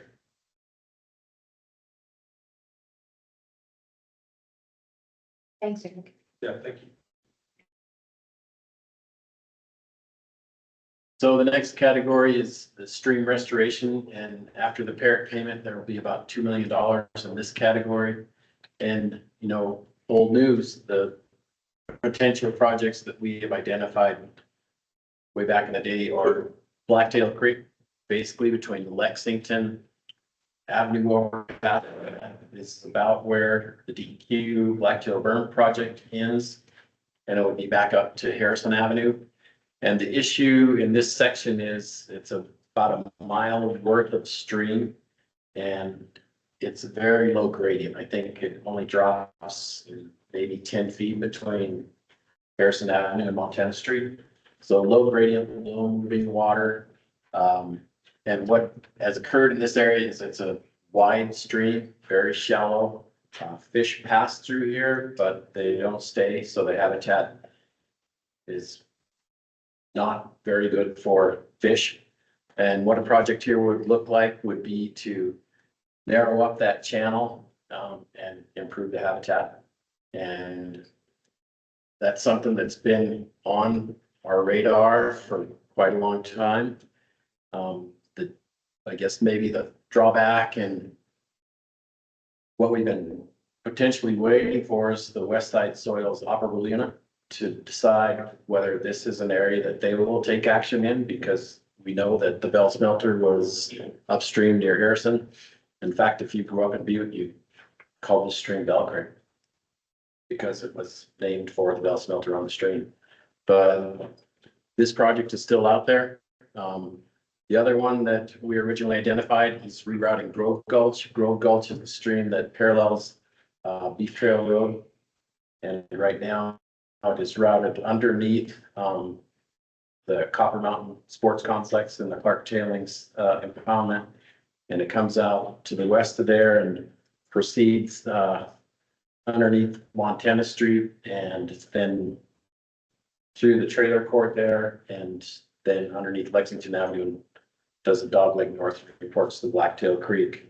And what we saw in some of our investigations was that area, if you remember I think it was a 2013 study by the sodium bromide tracer study that the Bureau of Mines did, identified this area as an area where zinc is hitting Blacktail Creek. So we looked at what could we do with Grove Gulch. And originally Grove Gulch ran on the west side of Mount Moriah and St. Patrick's Cemetery and went basically through what is now the Montana Pole Plant. At that time, it was the reduction works and the Colorado smelter. So the stream went right through that corridor, and this project would look at putting the stream back in that same corridor, The small photo on the left is looking upstream of Grove Gulch, right before it goes underneath Copper Mountain. You can see it's very healthy, good looking riparian area. And this is looking downstream, so the county shops can be seen right up here in the corner. But the original route would have been right towards the cemetery, and then it would go north. Once you got to the cemetery, and go through DEQ's Montana Pole Treatment Plant site. So that's one project we've been kicking the tires on as well.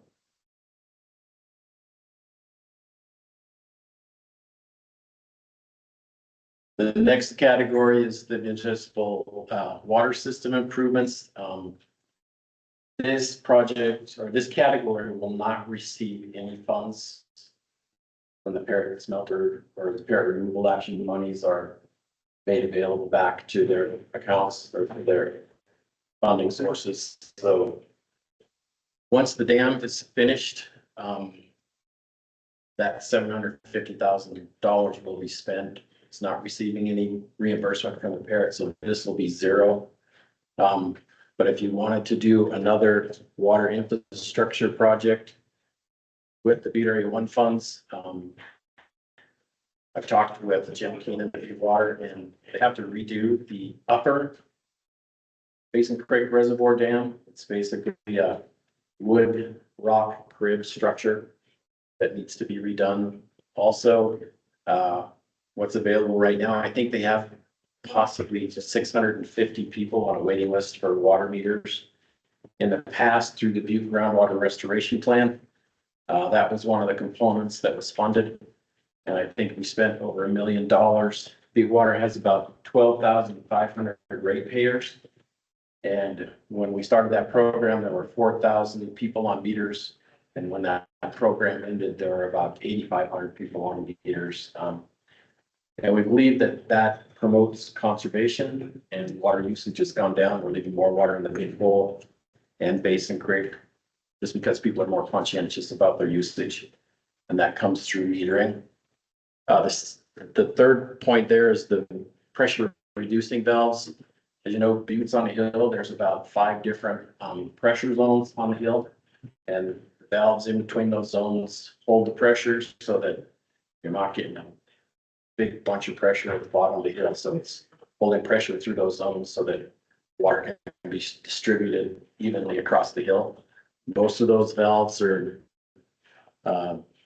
decades old, and Butte Water has this in their groundwater restoration plan to reduce or to replace the majority of those valves. And the last one that we've identified that is probably going to go to bid this fall is the Bolton Water Treatment Plant new filtration system. The project there would be to get rid of the old system that's about 35 years old and replace it with another ceramic filtration system like they put at the Basin Creek Water Treatment Plant.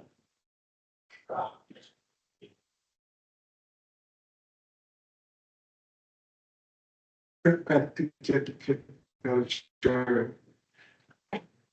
thought that the report we got from Doug said 14% of the 2.3 million is going back to the groundwater account per the Byzantine chart we've been looking at for 5 years. Is that not true? Yeah. Why do you say zero? Oh, this is Butte Area 1. That's This just is ours. The money the category that we use to upgrade the water treatment plant at Basin Creek. Yeah. So it's that 750 that was left. And it's going back to the city, so that category will be zero. So when we get it back, it won't get added to. 14% goes directly to Bitsovable? Yeah. The 14th, the Butte area, the Butte groundwater fund, that the setup is under the Upper Park Forest Restoration Fund. And that goes back to the Upper Park Forest Restoration Fund to Butte for the groundwater work there. It's not associated with the Butte. Yeah, to differentiate, John, on those settlements. I get it. Okay. I get it. And so this slide is intended to tease our thought on whether we want to reallocate some of the monies from the other categories to water system improvements? Yes, sir. I see. Thank you. Do you, before we go off this slide, do you have, you know, how much money do they need? Water meters, pressure reducing gas, filtration system? It just said, All of it. Yeah, all of it. I want to say that there's probably more than $20 million in the Yeah, project in the review water. So just a remedial question, because I wasn't here when this, to me, this is infrastructure. This isn't remediation. I guess I'm not seeing how that, I know what we did on the Basin Creek and, you know, how that all fit together, but this is basically we're giving money to the city for their water utility. That came from our original plan, which was we allocate money to that for replacement and lost resources, which is part of our core founding documentation of BNRC. So lost resources, lost in clean water. And we put that money towards the Basin Creek treatment plant, specifically based upon those Right. guidelines. And so it wasn't an infrastructure. Yes, it's used as infrastructure, but its purpose is replacement of lost resource. Yeah, the lost And it's our use. founding documents. I doing, you know, I mean, to me, it's just, it doesn't seem that it's remediation, but I understand. or restoration. Yeah, sorry, yes, I meant, yeah, it just seems like it's basically a capital expense. And not it. Again, it's because Yeah. of that lost resource. So it's, yeah, And there- that's it. And there's a fairly, big precedent. You know, not only the water treatment plant at Basin Creek, but, you know, the original dollars coming out of the 1998 settlement, before there was a BAO, the case was made that, rebuilding the municipal water system infrastructure was the highest and best use of dollars relative to the lost groundwater resources that we can't use for drinking water. And we were in tough shape. And so every dollar that we were able to ask for and get from 20 to the year 2000 through the present has had a direct benefit to the citizenry who have to pay the freight for those capital improvements. And so I would say in terms of shovel ready, and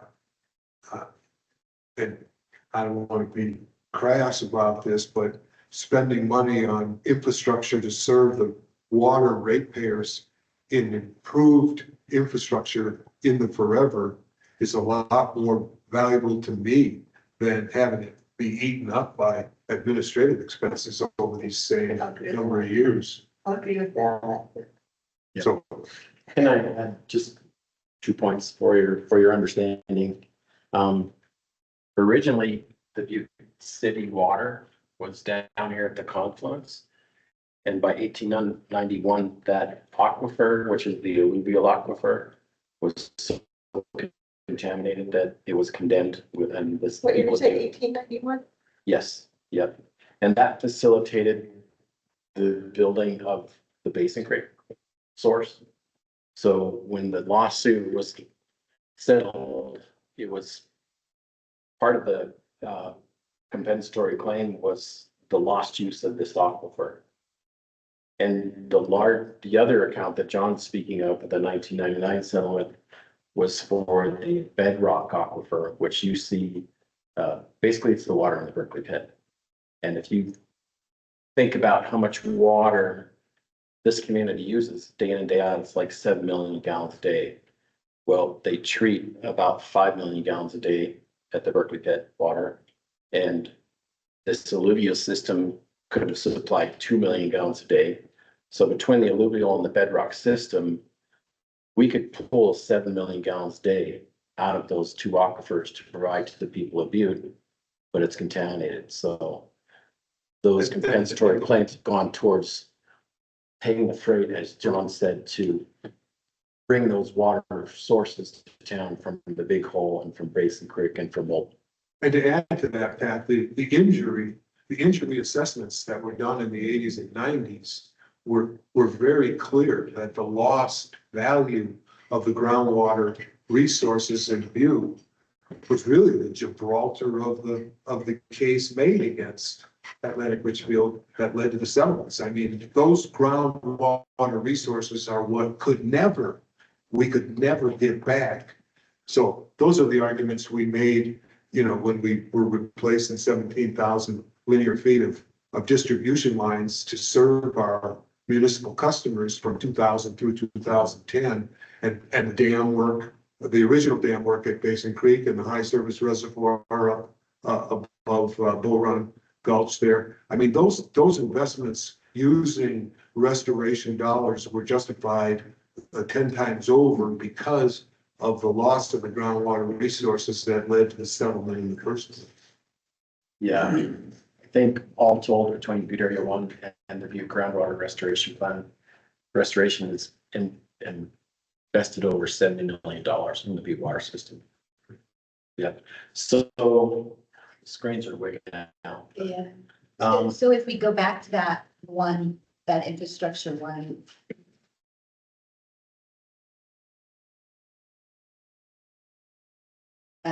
Here, so these projects are already included in the groundwater plan for that 14% that comes back from Upper Clarksburg? Yeah, so the Butte groundwater restoration plans, the master plan was funded with restoration monies and it listed the priorities. And now they're down to, you know, the first thing we did was the Big Hole Dam, the Big Hole Pump House, the pipeline to Butte, Basin Creek, a water treatment plant. And those were all picked off and now we're down to some of these items right here. This is not a complete list. If you go on some of those websites, you can find the Butte groundwater master plan there. It was updated in 2022. And so it's even a little bit old, but these are the ones talking with Jim Keenan that are like ready to go. And if you guys remember, in the Butte Area 1 restoration plan, you can move 10% between categories. And if you do more than 10%, you have to go through that process. So if we did anything here, we'd have to go through the process of moving monies to this category and get the trustees' agreement. It's going to be his decision. And the total there is. Oh, the total here, yeah, I mean, Times you what? put all the bullets up there and total limits over 20 million. Do you have any other slides? I do have a couple more.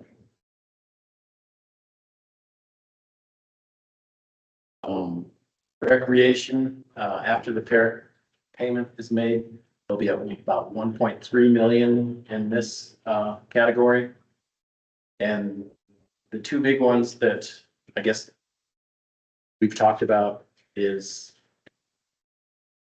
when the deal was made to fund the Basin Creek Water Treatment Plant, you all have asked to have access to the Basin Creek Reservoir for recreation. And we actually funded a George Grant Trout Unlimited small project for $100,000 to come up with a plan for those recreational amenities out there. That's on the shelf. And really the whole back on that is first we want to get the water treatment plant online and then the condition of the watershed.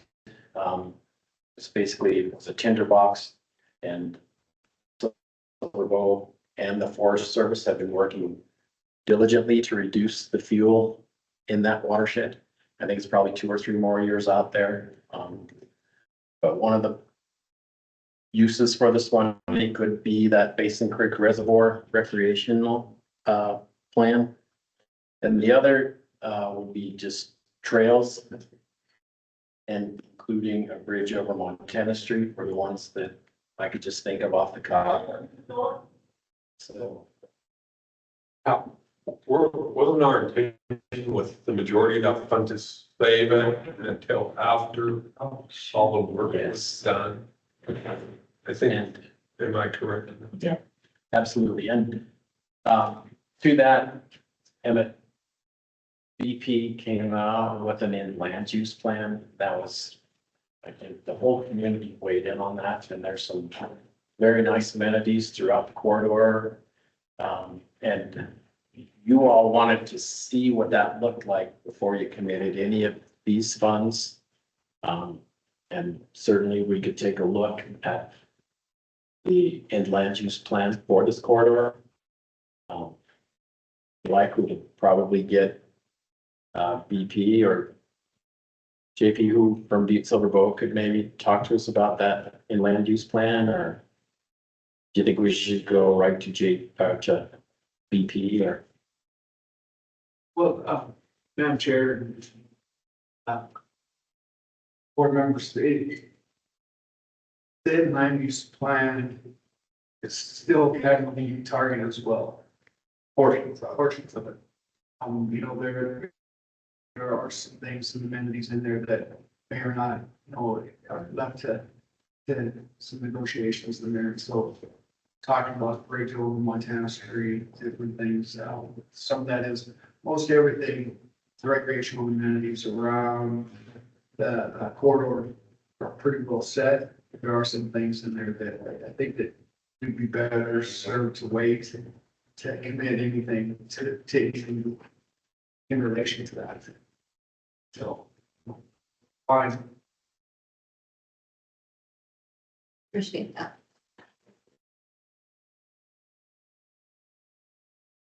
Recognize that sign, you I do, yeah, I'm charged for that.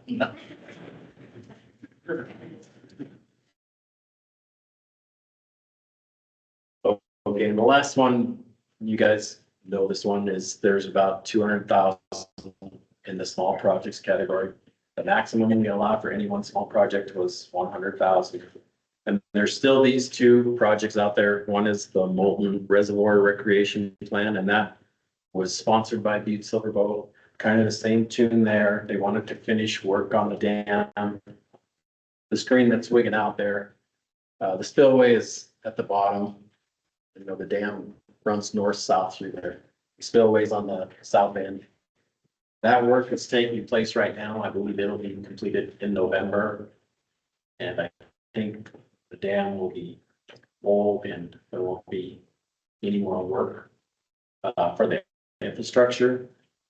So there's the potential then that we could implement the small project to do the recreational amenities. And it was basically trail system around the reservoir, some picnic areas and some, I think a boat ramp on the north end there.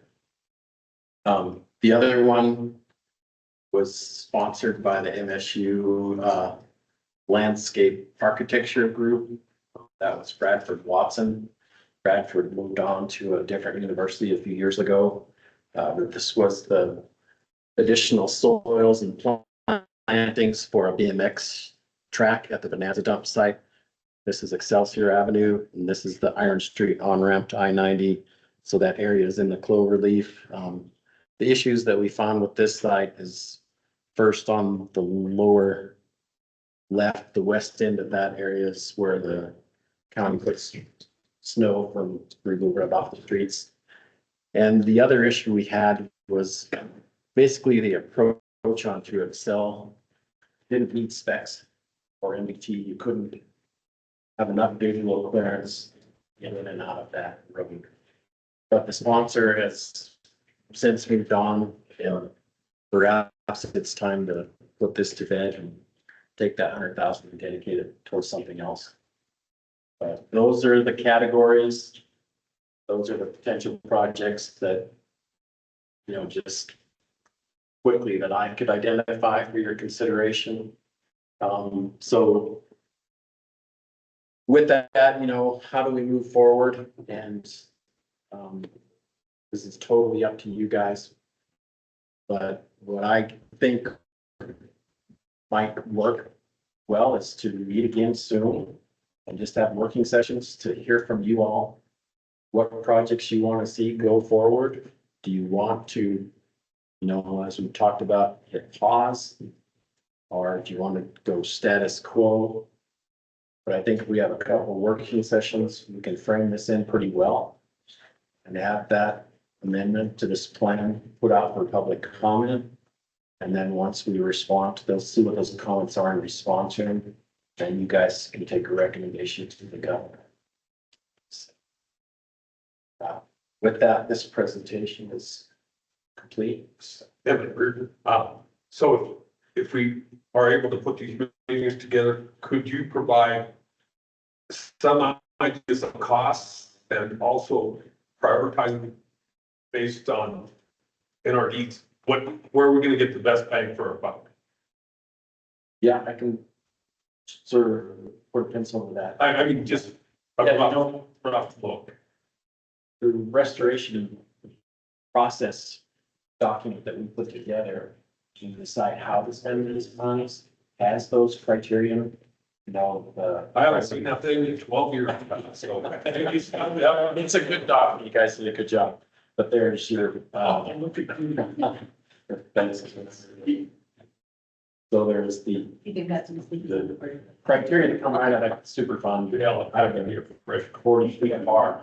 And there's the other criteria that this council came up with. I remember that. Yeah, it's the policy criteria. So if we look at these projects, use the criteria to evaluate them, then we can rank them. And possibly, we can sure take a swag at that. Well, just a rough idea. That's what we're getting. On the stream restoration, option or are we restricted to in any way relative to Blacktail Creek and Creek? I mean, it's got to be above the interstate. It just has to be connected to the lawsuit area, John. So I mean, yeah. Any tributary that reports to Silver Bow would be available. I mean, would be considered. You can make that tie to the injured resource. Well, I just meant if we chased down, went upstream Blacktail or went upstream Basin Creek and there's on the other front, I mean, on the aquatic side of the equation, there seems to be a set amount that is going to be spent on Blacktail Creek.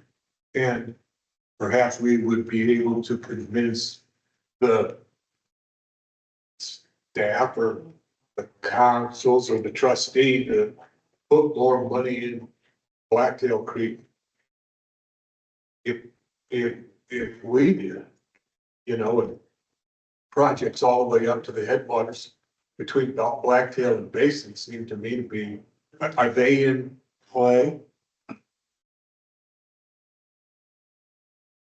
John, the way the aquatic and terrestrial plan, we allocated certain amounts to priority watersheds. And in the Upper Clark Fork River Basin aquatic plan, the line we drew for using Blacktail funds was Harrison upstream. There is, I guess, what we thought was the Butte Area 1 account would be used up to Harrison. But there is, I don't know that was a legal decision. That was just kind of where we drew the line. The projects upstream of Harrison that we identified, the highest priority one was the 7 culverts that are under Roosevelt Drive. And those should be addressed with the Roosevelt Drive Federal Land Access Planning Grant. They're going to redo that road. So those were the priorities to prevent fish from getting up to the headwaters to the spawning ground. That was number 1. The Red Fern diversion, which is right at the 9 mile between Connell Drive and Harrison Avenue, that was number 2. That's taken care of. Then there was the Butte Silver Bow sewer line and the Butte Country Club irrigation pond. That was the next big one. And there were a couple other projects identified. One was just to get an easement with Harrington's, and as you know, the Harrington property, he has almost an entire section east of the airport And Blacktail runs right through the middle of it. Habitat is pretty darn good. We wanted to get a conservation easement there to protect that. That hasn't been done. So the question is whether or not it's in the cards to use any of the stream restoration dollars available through VAO on projects down upstream. No, I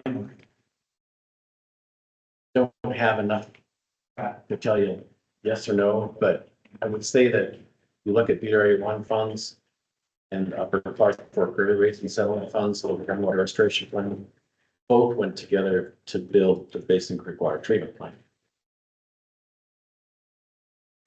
So is there, are there any funds left in the aquatic pot for? We just had a meeting yesterday with the advisor of River Basin Advisory Council on Black River project. Doug, you wanted me to jump? So I would just say on Blacktail Creek, we've allocated funding to two priority resources or priority watersheds within the upper basin. Blacktail Creek is one of those that was allocated funding as approximately $540,000 at this point. The project that John is referring to is a project that's on Blacktail Creek. It's located there's part of it on the New Country Club, part of it's south of that on the Butte property where there's a school. And John, to address your question, Catherine and I have looked at that, and we don't think there's anything limiting BAO funds from going there. It's, as Pat said, it was more of a geographic thing where we did stop. There's nothing limiting because we have looked at Basin Creek, for instance, using funds up at Basin Creek for the recreation project. So. Madam Chair, following up on that, is there a reason why, or is there any plans to revisit the priority streams in the aquatic plan and add more dollars from the aquatic fund to these major tributaries? Sure. Just Doug again. Yes, we do that every 4 years. Right. We revisit that in 2018. We revised and updated the prioritization plan based on data Fish, Wildlife, and Parks have collected. I believe we added 3 streams to the priority list based on the data they got where actually Basin Creek was added to the priority list at that time because of the monitoring that they had some training. So, and then at that time, we also reallocate unallocated funds from the Oakland Park Fork River Basin restoration plan. And most of those unallocated funds are either funds that are interest, where revenue has come from interest, or where there's a watershed that has been completed on the aquatic side, where something has been completed and there's no longer a need for one thing. But unfortunately, the last revision that we just got done, we did not allocate additional funding to Blacktail Creek. And that is part of the issue we're wrestling with right now. It's trying to get additional funds to finish the project that has been started on Blacktail.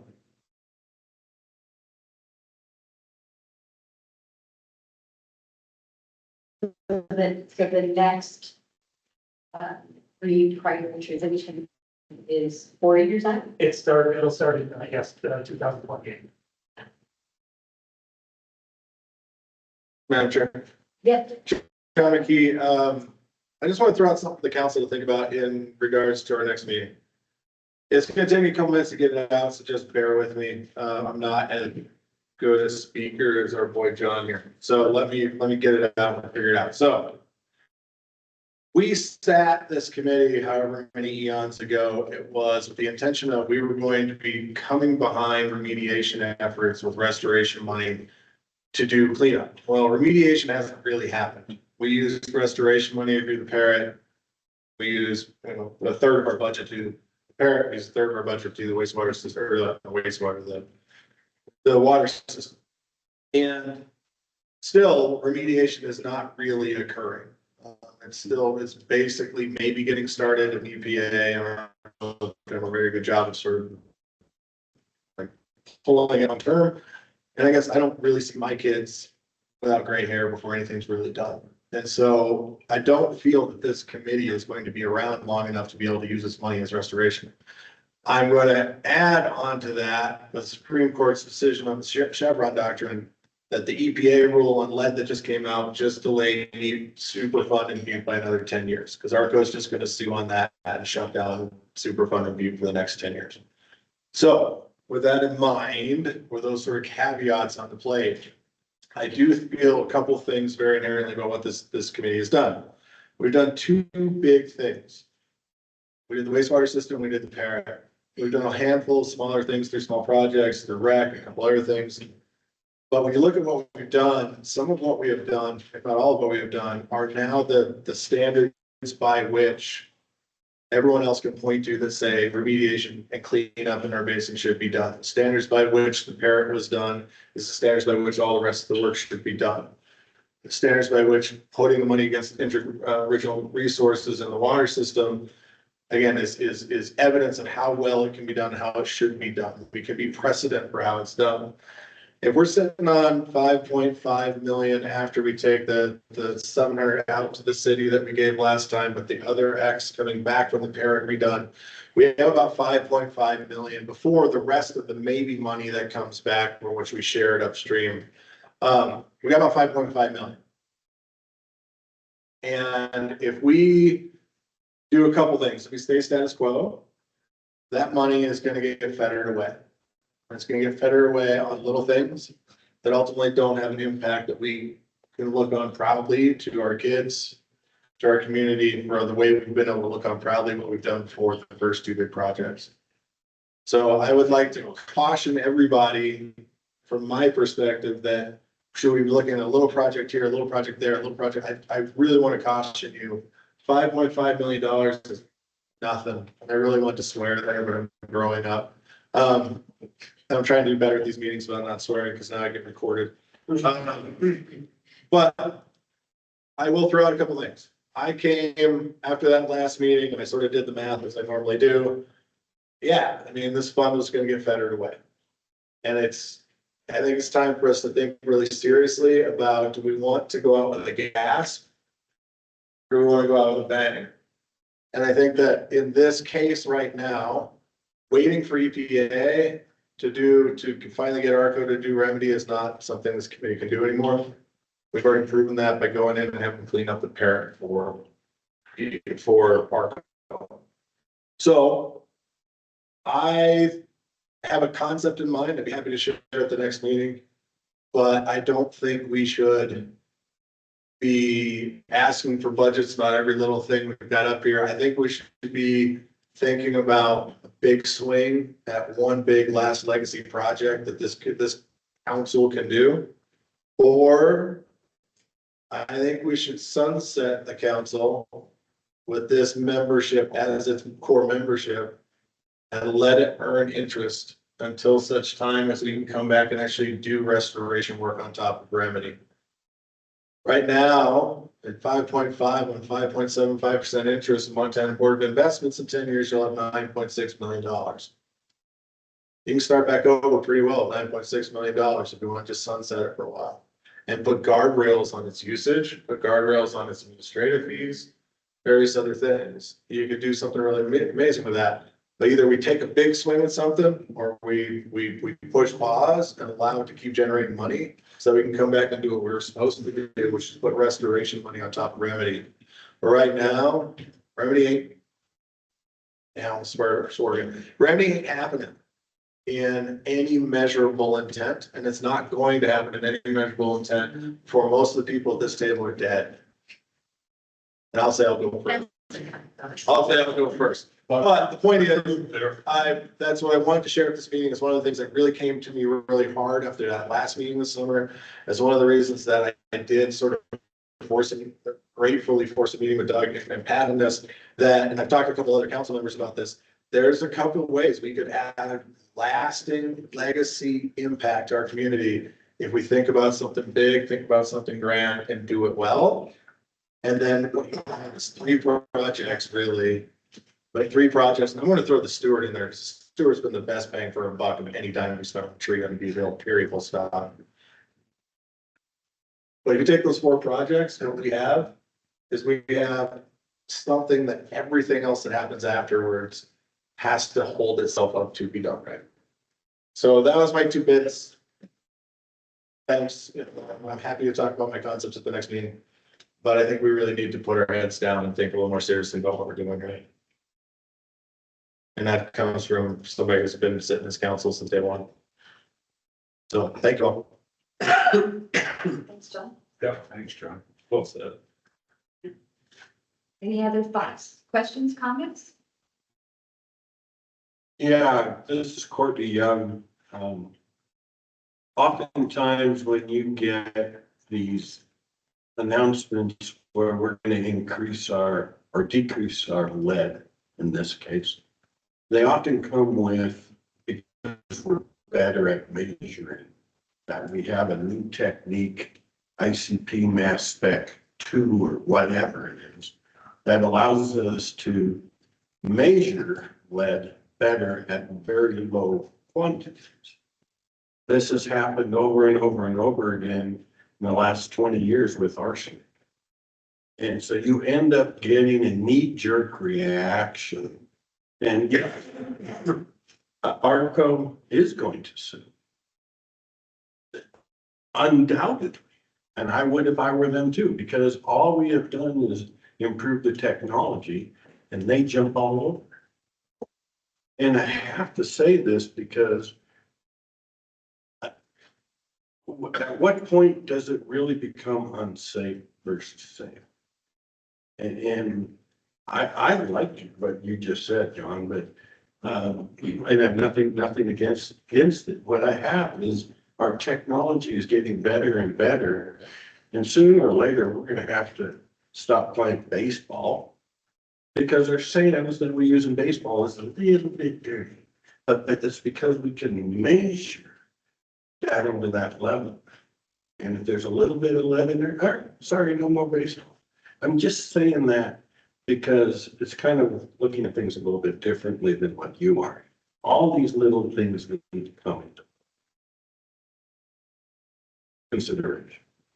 Jim, did you have a comment? Yeah, I don't have much to say, but could you put up the Parrot? And I know I sent to Doug, and I am, in a previous life, which was up to 12 years, run the Upper Clark Fork AC, or whatever the hell it's called, committee. You know, ours was the 16.5. Yeah. That got put in there. You want the flow chart? Yeah, I want no, I want Parrot. The remaining balance. This one? I think you got it back.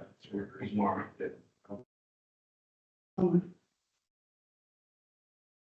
you can pick that one up there, but in all logical in that, and I'm not, this is not taking a personal shot. Jim, if you're on the phone, we're not dead, I'm not taking a personal shot, but it'll be approximately 2 years in April, 2023, we did a big thing. People were kind of, not anybody in this room, because I'm looking around here, they weren't in this room. We were all there, but there's been others that took victory laps. When Jim came out and gave a presentation, thought there's going to be $5 to $7 million left over.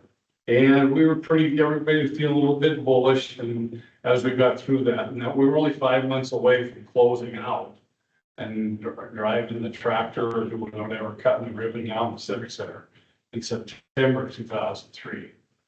So in the, or 2023, excuse me. But anyway, we missed it by almost approximately 100%.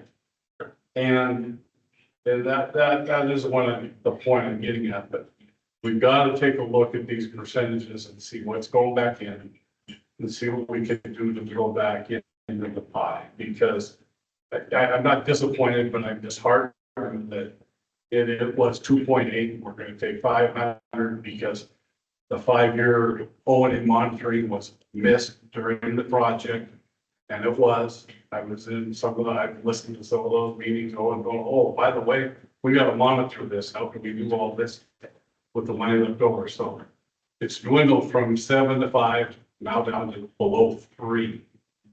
And it's just something we gotta keep in mind, but whatever we can do to take some of those monies, and I was very fortunate enough to come back to Butte Silver Gold to work for JP, which allows me to just kind of watch this process. And he had made a significant investment in the resilient Butte and the Sharkland, which was awarded, a state award this past week on some of the things we want to do, and some of it, and things like the finishing the meters in this town, because so we want to have more resiliency, protect our water, whatever we can do. And those are some of the things I think that do make a big bang for a buck, and some of the water system improvements, the groundwater can really make a big difference, because remember the 16.5 came out of the stream side tailings operable unit remedial fund. And I remember watching that thing like the hawk, and it was over 50 million at one time. And the spotted dog hit our tail. That was 16-some million dollars that went to Mr. Foley and That came out of the upper. Came out, yeah, up to the upper Clark, but I just think, I remember fighting pretty darn hard to make sure that money didn't go all the way down to Missoula. And we were gonna put it at Lost Creek, and then somewhere in the transition between flights, it went to Cottonwood Creek. So we wanted to spend those leftover, or whatever the hell you want to call it. We wanted them back up here. So I think we really gotta take an overall holistic look and see where we can throw this money and accrue it together and make something big out. I'll shut up. So I guess just to kind of add on to what you just said, Jim, that is our concern with the 20.5. You know, we have no control over how that project happens, or when it happens, or how far it gets spread out. And it seems like there's a lot of money going in different directions, and if we're at the end of the pile, there's not anything coming back to restoration there. And so, yeah, that's the way it happens. That's just the way it happens.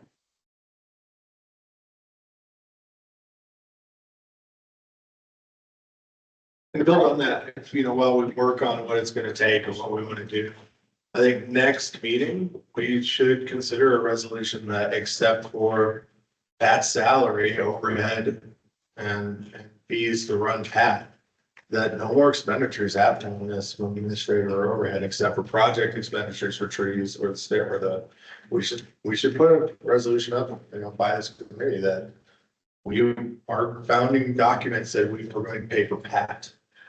And Pat was to be the project manager of all of this. And until such times we get a handle on what's going on, I think we should consider a resolution out of this committee next meeting that we're not paying for anything else. Until someone else, and we don't have to wait for someone else to come back and tell us, oh gosh, we can or we can't. We're just gonna say, no, it's committee resolves that we shall not pay for anything but Pat's expenses at his full salary, at his full benefits, his health insurance and everything else, because that's what the founding documents of this committee were actually bound to do. So we need to sort of like maybe bring attention back to that at the next meeting.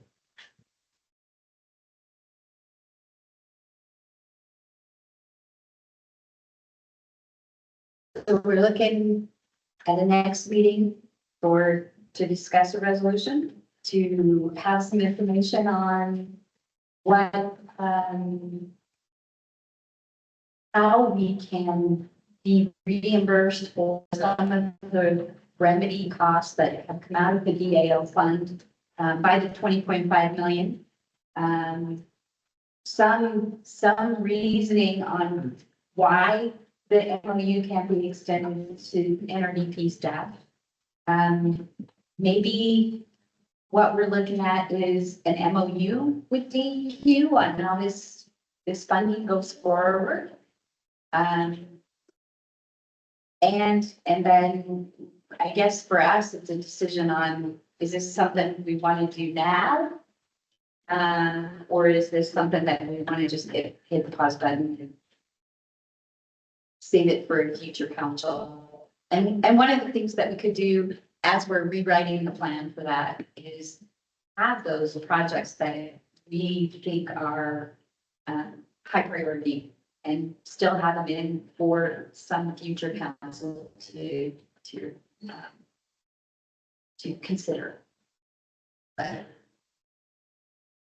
did I miss anything? I think you got it. We'll listen to this.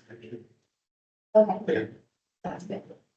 So moving forward, then we'll set up a working meeting and probably just be roundtable. I could throw together some slides. It'll be mostly discussion between you all deciding what you want to do with this fund and recommend to the governor. I think we want to keep moving, do this sooner rather than later, so I can send out an email tomorrow. I'll just pick a date and see if y'all can make it, probably in the next week or two. Do Thursday nights still work best for you guys? Okay. Okay. And this is Doug speaking, those, we had talked earlier, we do believe those need to be public meetings, so they will be advertised. There's been a lot of scrutiny about non-public meetings, and BNRC has always supported the public meetings, so we, much like this is a public meeting, they're not public here, but it is public. In fact, I would encourage you to be a little bit more proactive on making some recommendations to us, rather than, putting it all on us to figure it out. I mean, it'd be nice if we had your input, what you would do and why you would do it as a starting point for those conversations. That'd be helpful.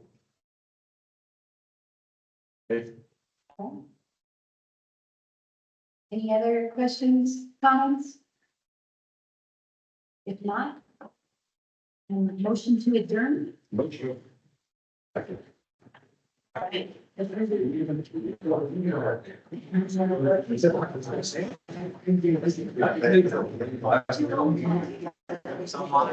is done.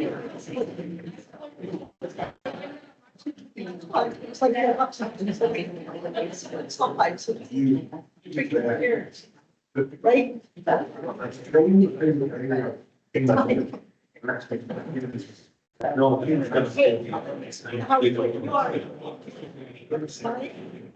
Right, stuff. Unfortunately,